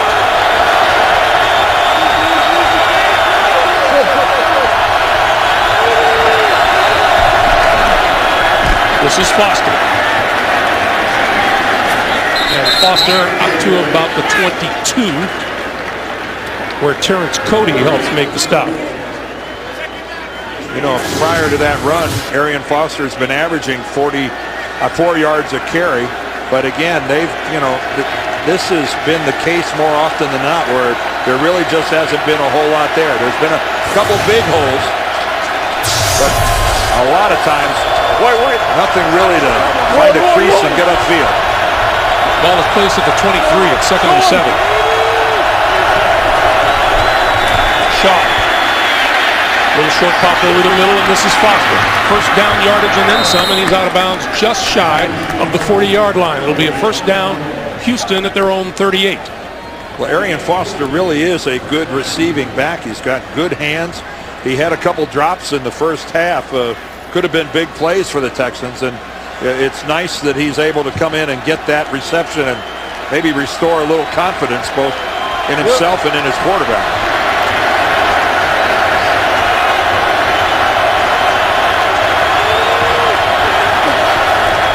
This is Foster. Nothing doing there.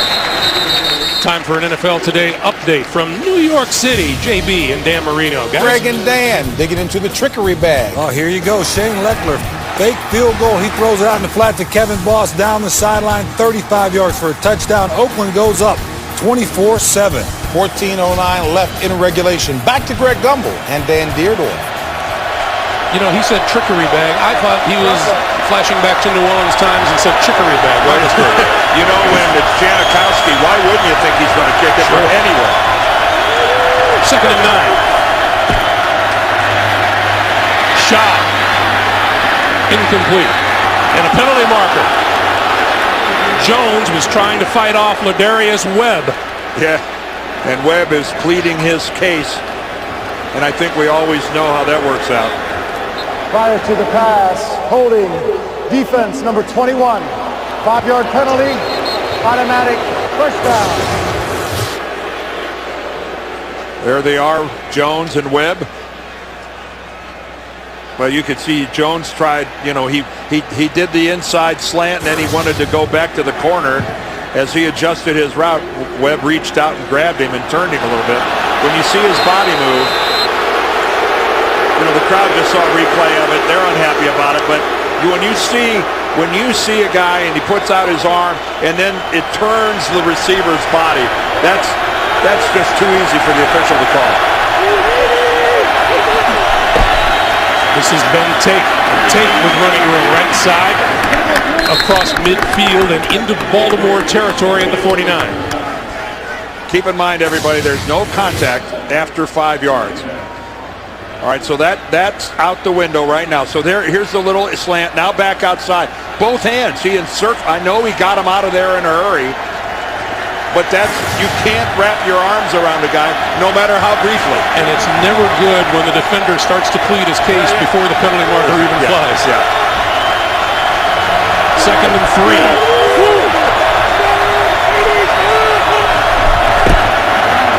Foster. Penalty markers are down. Foster is inside the 40, and that'll be first down yardage, depending on the penalty.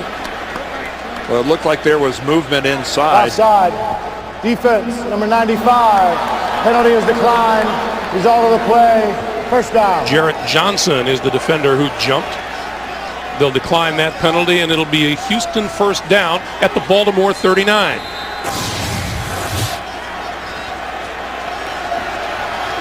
Oh, right there, that's not Jarrett No, Johnson. No, that looks like Brandon McKinney was actually the guy in the middle that ended up in the neutral zone. On first down, this is Foster trying the left side and slipped again on his cut. Well, he tried to make a real jump cut there. That was a little bit sooner than he wanted to try to make a move. Remember, Ray Lewis was saying there are very few guys as good as Arian Foster in the league planting that foot and going. Well, and the thing of it is that when he makes a decision to go, and you can see he just gets his right leg way too far over to the side. You know, he didn't lose any yardage. I mean, he got back. Granted, nothing big happened. Shaw to throw. Look out.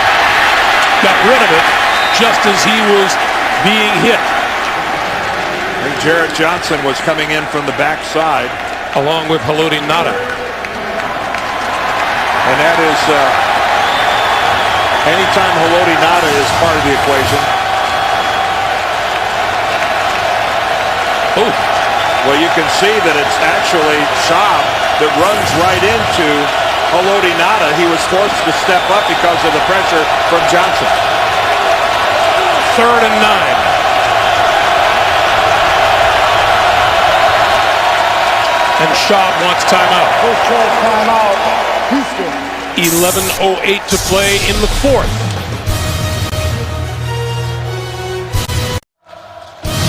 The NFL on CBS is sponsored by TD Ameritrade. Verizon, the official wireless service provider of the NFL. And by Immortals on 11/11/11. Experience it in epic 3D.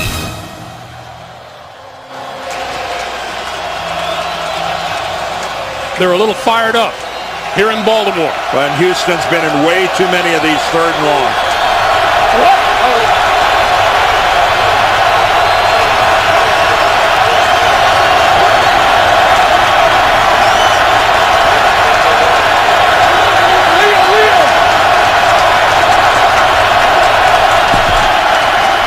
Shaw, quick slant.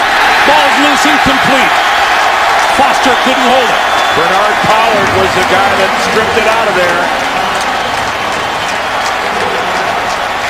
And we've got an injured Texan back up at midfield. That is Dwayne Brown, the left tackle. All right, it's an overload blitz to the one side, and Shaw puts it right there. But Pollard comes in, and he just strips it away from Arian Foster. You know, and Bernard Pollard is more of a run support safety, not a great cover guy, but you sure can't tell it from that.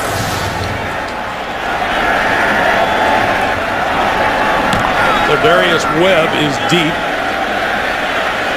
And this one will float into the end zone for the touchback. Just under 11 minutes to play in regulation. Baltimore by 5.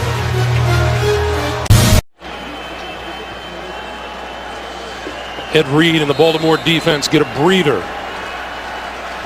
The offense takes over. Well, they deserve a breather. This is Rice. Rice for about 8 or 9. Oh, and boy, would they like to string out about 4 or 5 of those in a row.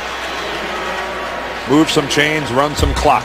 Some numbers on the day. Flacco, 18 of 29, started the day with a completion percentage of 49.3. It's up to 51.4 for the season. And as you can see, nobody is able to run the ball overly effectively against each other's defense. And Anquan Bolden, 121 yards on 7 receptions. He's stepped up. 2nd and 1. Rice looking for the first down. Gets it and more. To the 42. And John Harbaugh doing a little fist pump on the sideline. Well, nothing's better for a football coach and a football team than to have the lead and be able to run the football in the 4th quarter. And Ed Dixon gets a good seal block on the backside. That's how you win football games. And there's a lot of time left in this game. There's a lot of time left in this game, but when you can run the ball and run it in the fourth quarter and have the lead at the same time, you're saying something about yourself. Rice again. Picked up about a yard. Glover Quinn, Daniel Manning coming up from the secondary to make the stop. Now some cutbacks are bigger than others. This is a major cutback here. He's outside the right tackle right there, and look at this. He has to hurdle. He hurdles McKinney. That's mountain climbing. No, that is a serious hurdle. Rice gets a breather. Ricky Williams into the backfield. 2nd and 8. 34-year-old Ricky Williams. Flacco under pressure, throws it over the middle, incomplete.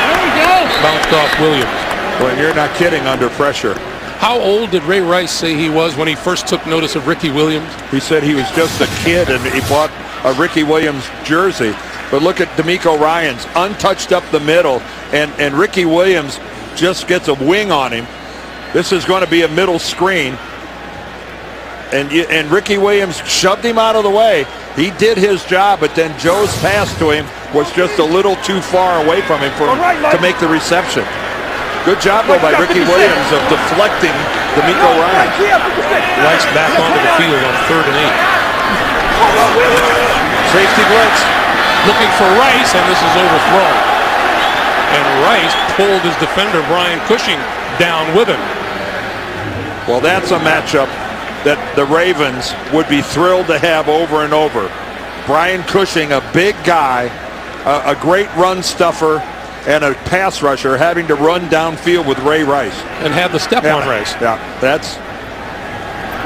it didn't work out for Baltimore, but they'd like to have that matchup repeatedly. So now Jacoby Jones is deep. Jones has returned to punt for a touchdown in the season opener, 79 yards against Indianapolis.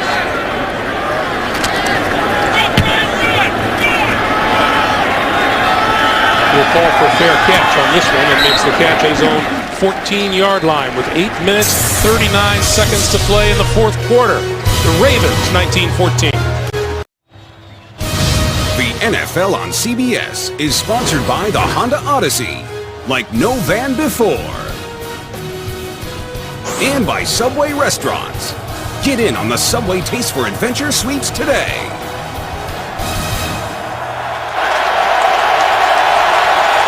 Welcome back to Baltimore. First down for the Texans at their own 14.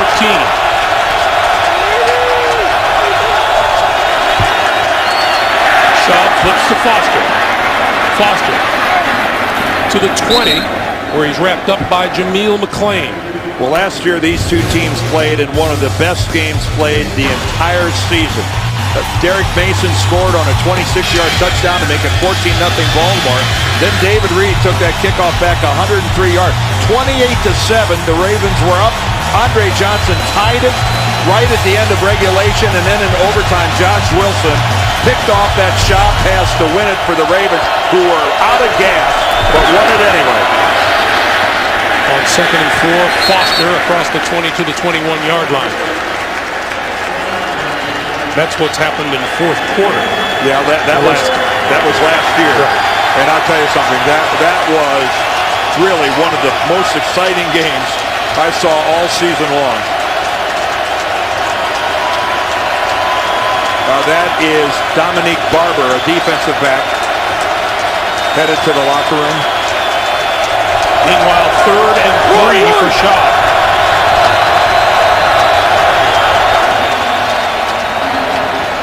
And timeout is called. That is the second timeout used by Houston here in the second half. They have one remaining. Time permitting, after this game, the Subway postgame show. JB, Dan, Shannon, Boomer, and the coach will have all the latest NFL scores and highlights coming up on the Subway postgame show. In a game this tight, you really would like to have your timeouts at your disposal, and now the Texans are down to only one. You know who took a lot of flack back in Houston this week was Jacoby Jones, because he didn't figure much in the pass receiving game against Oakland last week. but he's pulled in 4 for 76 and a touchdown today. And Gary Kubiak said, you know, a lot of those, he ran good routes and the ball, just something happened on the way to him. Well, they had deflected passes last week. They had good defensive plays. Yeah, he's come out of it a little bit this week. Jones on the near side of the field. 3rd and 3. Shaw under pressure, escapes one, got hit from behind. As it gets a fumble. Picked up by the Texans. Wade Smith. And Matt Schaub he's a little tender. I'm not sure if he's cramping. They were working on his calf over on the sideline. All right, this starts off coming from his left. I think Suggs. Let's see who gets in there. That's Suggs who gets in there first. And then coming from behind, yeah, you can see right there, McPhee gets the hit, knocks the ball loose. But credit Terrell Suggs. He made it happen.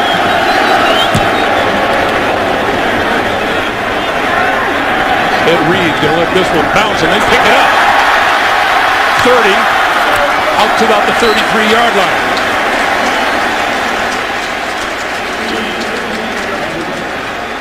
It has been an interesting day, as always, around the National Football League. The San Francisco 49ers, how about them going into Detroit and knocking off the previously unbeaten Lions, and the Eagles finding their winning ways at Washington. The New York Giants defeating the Buffalo Bills by a field goal. Frank Gore, he can run the ball a little bit, can't he? Sure can. Ahmad Bradshaw gets over 100. And remember, we saw it at halftime that Jim Harbaugh, coach of the 49ers, and Jim Schwartz, coach of the Lions, got into it after the game. Ricky Williams straight ahead. You know, it's a new world out there, Greg. It still doesn't register when you act like it's a big deal that somebody went into Detroit and beat the Lions. You know, that's been happening with some regularity for a long time. Well, we saw them. We know how good they are. Sure. That Sean Cody heading off the field under some duress. Sure, we've been saying since the start of the season that when we saw the Lions in preseason, we were convinced they were for real. Flacco to the 49-yard line, and that's complete to Anquan Boldin, who continues his terrific day. And that is a fabulous throw from Joe Flacco. Look at that tight spiral right onto the hands of Anquan Boldin. Jonathan Joseph, not bad coverage. That is just a brilliant pass. Boldin enjoying his 31st career 100-yard receiving game. And he has 8 catches for 132. And there's a guy, by the way, banged up. Matt Schaub is, he's feeling it over on the Texans bench. Play fake to Williams. Flacco throws and hits his man inside the 40 at the tight end, Ed Dixon. Let's get an update from JB and Dan Marino in New York, guys. All right, Drew Brees to Lance Moore. Drew Brees, big one play, but that sets up. The Saints on their way back. Mark Ingram, 12-yard touchdown run, bringing New Orleans to within 3. Tampa 23-20. Coach Sean Payton in the first quarter, run over by one of his own players, MCL tear, fractured tibia, monitoring the game from the locker room. Back to Greg Gumbel and Dan Deerdorf. Whoa. A little vociferous. Sean Payton, a broken leg and a blown-out knee. This is Ray Rice. You know, how crazy is it getting when the coaches have all the headlines at the end of an NFL day? Well, let me tell you, when you're on the sideline, oh, and there's Wade Phillips gets knocked over by an official. It's one thing, coaches on the sidelines have to dodge players. And let me tell you something, that's not funny because Wade Phillips has had a hip replacement, and that was something he didn't need. He's still in the rehab process from a hip replacement. It's dangerous business, this coaching stuff. Well, you don't expect to get knocked over by an official. 2nd and 3. Ray Rice, first down, inside the 20, 15, 10, 5, and out of bounds. 1st and goal.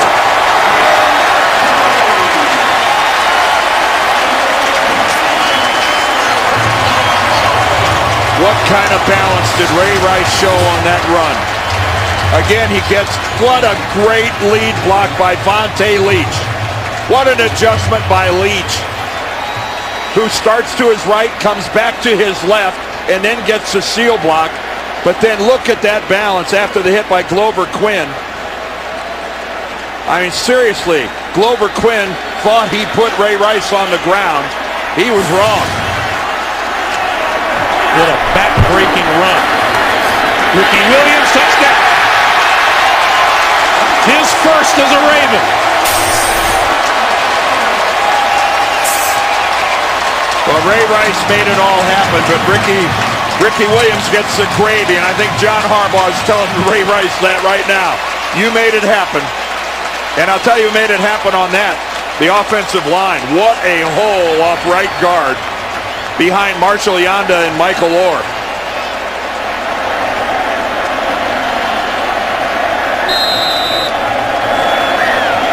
And once again, the Texans are struggling to win the fourth quarter.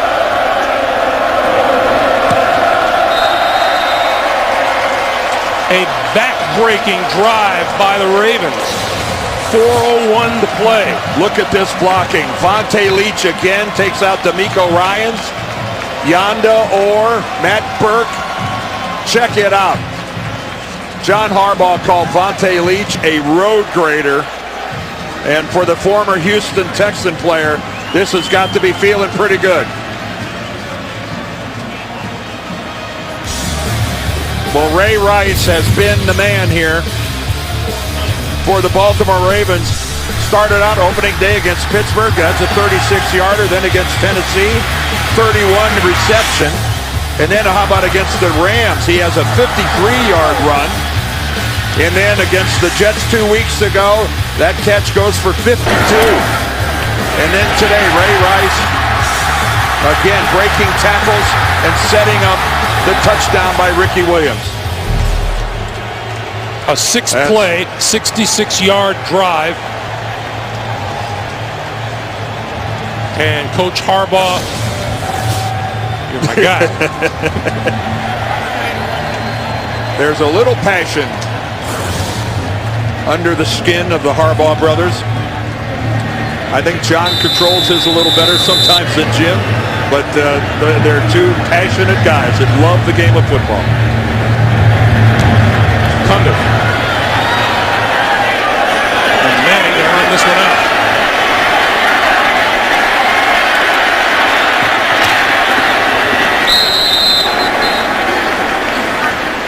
Back to about the 20-yard line. And here comes Schaub in a 12-point hole, 3:53 to play, and one timeout on his side. Well, again, there's been a lot of times here in the second half where first down hasn't been very kind to the Texans. The Ravens defense has repeatedly forced them into long yardage situations, and nobody converts with any sense of regularity against the Ravens in long yardage. And you saw Ray Rice slapping hands with his offensive line down there. Shaw. Foster. And Foster knocked out of bounds at the 25, maybe the 26-yard line by Bernard Pollard.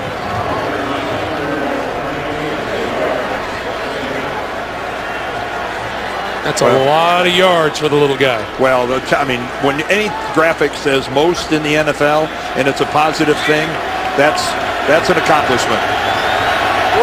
Who knew that Ray Rice was going to turn out to be this kind of a pro? You know what? He knew it. Yes, he did. He's got some confidence. Shaw throws it this side. It's incomplete, intended for Walter. Defending on the play is Kerry Williams. Well, he was actually in front of Kevin Walter. If that pass wouldn't have been so high, it would have been picked off.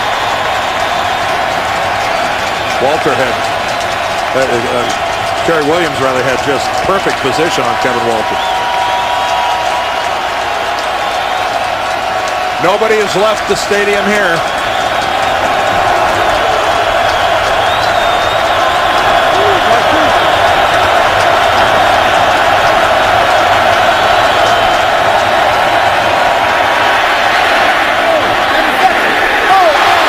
That's incomplete, also intended for Walter, and Ed Reed was there for this one. Well, Ed's just sitting out there in center field. He's laughing at it. This is one where Ed didn't really have to chase this ball very much. Ed is camped out back there in the deep middle.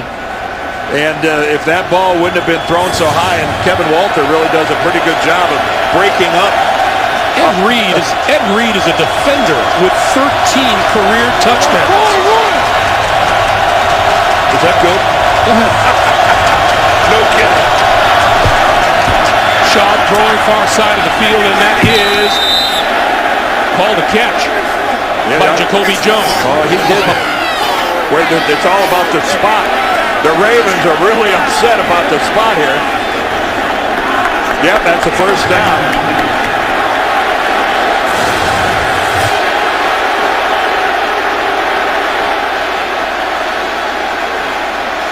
Well, to tell you the truth, where he finally gains possession of the football,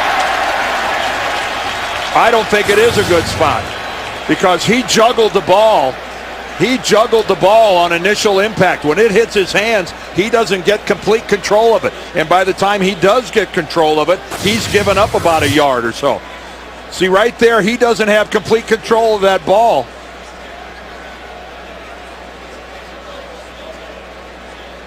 That's really close. That's really close. From this angle, let's look at it. Does he juggle the ball? Right there, it looked like it separated in his hands. And then he went out of bounds and then at about the 19. The question is, did he even get both feet down after he gets possession? See, right. Baltimore is challenging the ruling on the field that it was a first down.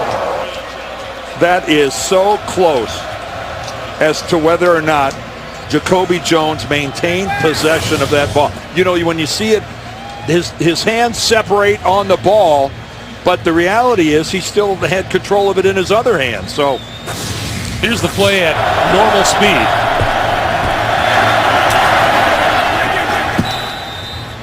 He had to get to the 30-yard line.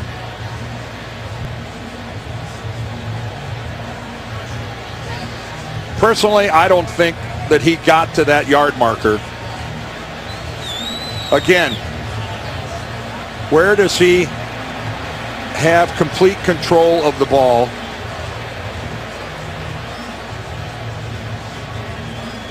Plus, the other thing is that he has the ball further upfield than where he stepped out of bounds. Yes.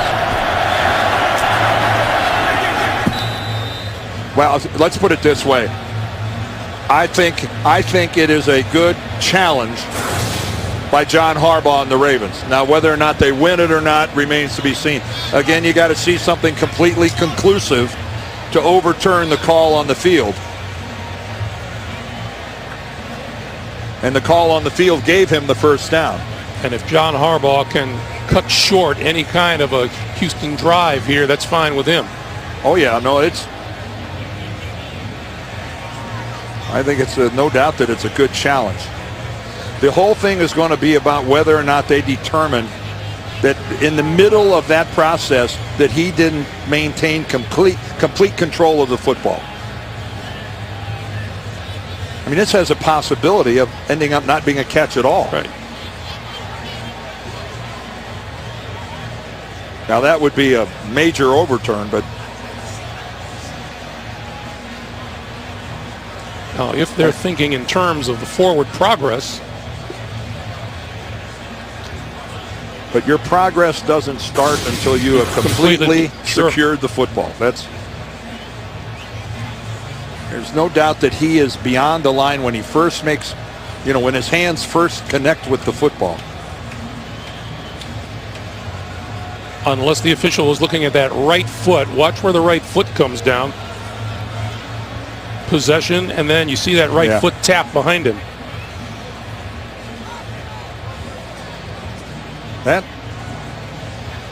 Let's look at that right foot. Yeah, it touches the ground.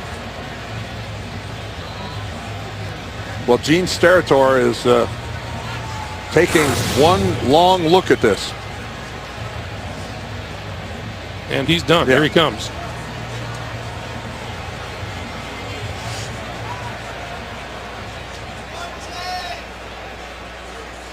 After review, the receiver possesses the football. However, his right foot never touches the ground. It lands on top of the receiver's foot. Therefore, the receiver only has 1 foot inbounds. The pass is incomplete. It will be Baltimore's ball, 1st and 10 on the 25.5-yard line. The ball will be placed on the hash mark nearest Houston's sideline. Would the game clock operator please reset the game clock to 3 minutes, 34 seconds. 3:34 on the game clock. Well, Gene Steratore is saying his right foot never touches the ground, that it touched the other player's foot, that it hits Gore's foot. I thought from the one angle we looked at that it looked like that his toe did drag the turf. But that last play, that shot there last, didn't look like it did at all.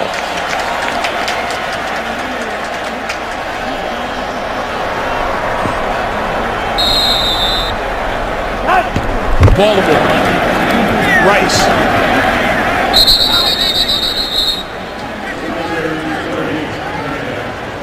And the clock is stopped with 3:29 as Houston uses its final timeout. Yeah, here's the one look that we looked at. Let's really concentrate on that right toe of Jacoby Jones. See, right there, I thought it contacted the ground. From that angle there, I sure thought that his right foot touched the turf.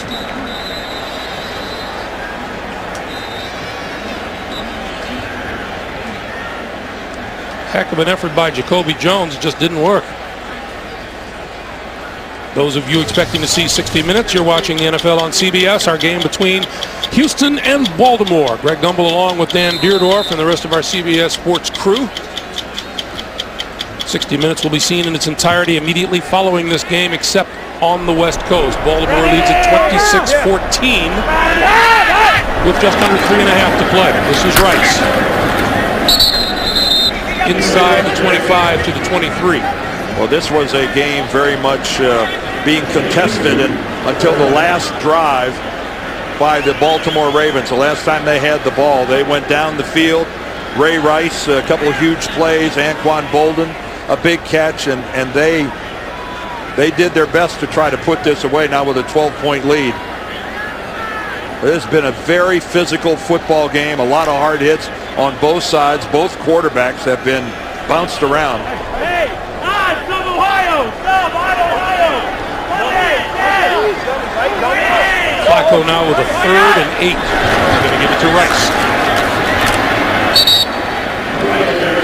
Little or no gain on the play. And that will bring out Billy Cundiff once again.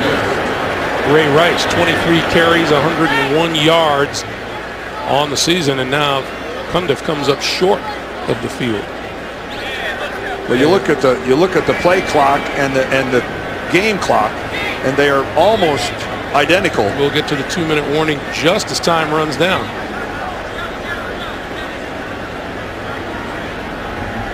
The play clock is going to expire about a 1/10 of a second before. Oh, you mathematician! But that doesn't count, I don't believe. We don't deal in 1/10 of seconds. 2 minutes to play in Baltimore.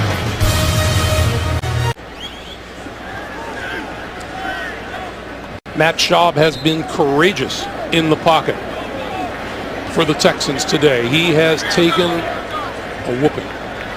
Well, Matt Schaub needs to sit in a hot bath for a couple of days, because he's just looking at him on the Houston sidelines. He is sore. He is limping. Remember, he had a bruised shoulder last week after the Raider game. This will be from 40 yards out. Cundiff looking to tie the team record held by Matt Stover and Cundiff himself with 5 field goals made in a single game. And it's good.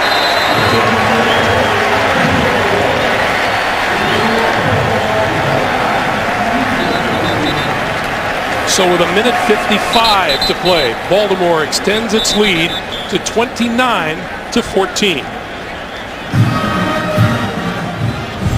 Want to remind you, tonight begins with Scott Pelley's eye-opening report from Afghanistan on 60 Minutes, followed by a new Amazing Race, The Good Wife, and CSI Miami tonight only. CBS. Well, Greg, the Texans road trip continues as they go to Tennessee next weekend. So another hostile environment in Nashville. as this team that just doesn't do very well on the road has to try to somehow beat a good team on the road. And every time they think, and every time their fans think they've turned a corner, they come right back around that same corner. This is Sherrick McManus deep. Well, if football was a 45-minute game, the Texans would be undefeated.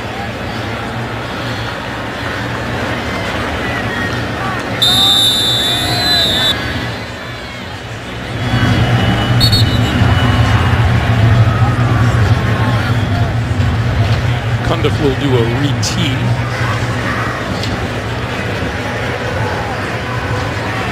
And he has made it a habit of driving it over, through, and beyond the end line of the end zone. Well, the question on a kickoff, used to be with the guy returning. Now with Cundiff, the question is a fan going to catch it? I know we moved it up 5 yards, but wow. And this one will not be returned either. 7th touchback courtesy of Billy Cundiff today. You see, they're at Tennessee next week, and then back home for Jacksonville and Cleveland, and then go to Tampa Bay before they get their bye on November the 20th. So this is, this is a football team that somehow has got to, if they want to be a division winner, and if they want to be a playoff team, you got to learn how to win on the road. Shaw throws far side of the field, and that is complete, and out of bounds is Derek Mason. A couple of tired defensive guys there, and D'Amico Ryan and Brian Cushing. There is a lot to like about this team. Connor Barwin has played a heck of a game. I mean, they've competed. They played hard. They played nose-to-nose physical football with one of the most physical teams in the NFL in the Ravens. Schaub on 2nd and 6 throws complete to Kevin Walter. And his forward progress will be marked at the 27. It'll be a 3rd and 3. It's just the same old story for the Texans, I'm sorry to say, is that, they just once again have appeared to have lost the 4th quarter. Schaub over the middle, and that's incomplete. Mason could not make the catch. And Andre Johnson, I'm sure, is thinking, I can't get back here soon enough. Oh, I think Gary Kubiak's thinking the same thing. He was doing some running last week, surprising all of his teammates that he was able to do so quickly after having a little surgical procedure on that hamstring. 4th and 3. They're going to run it with Foster. And Ray Lewis looks like he pulled him up short of first down yardage. He had to make the 30-yard line.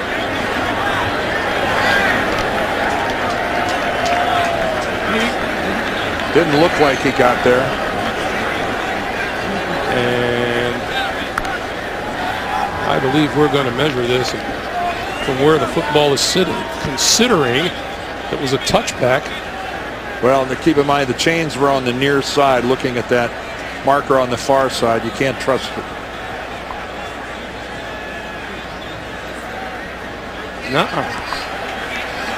Ball goes over on downs. And with Houston having no timeouts. Ray Lewis, Baltimore, 12 tackles and a sack today. How unusual.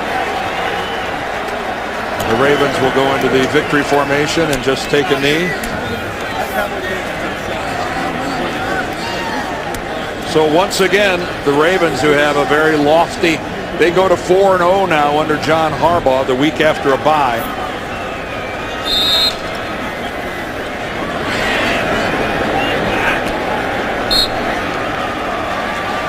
Here's what the Ravens have coming up. They go down to Florida to play Jacksonville. Then we'll see them out in the desert in Arizona. And no, we won't see them out there.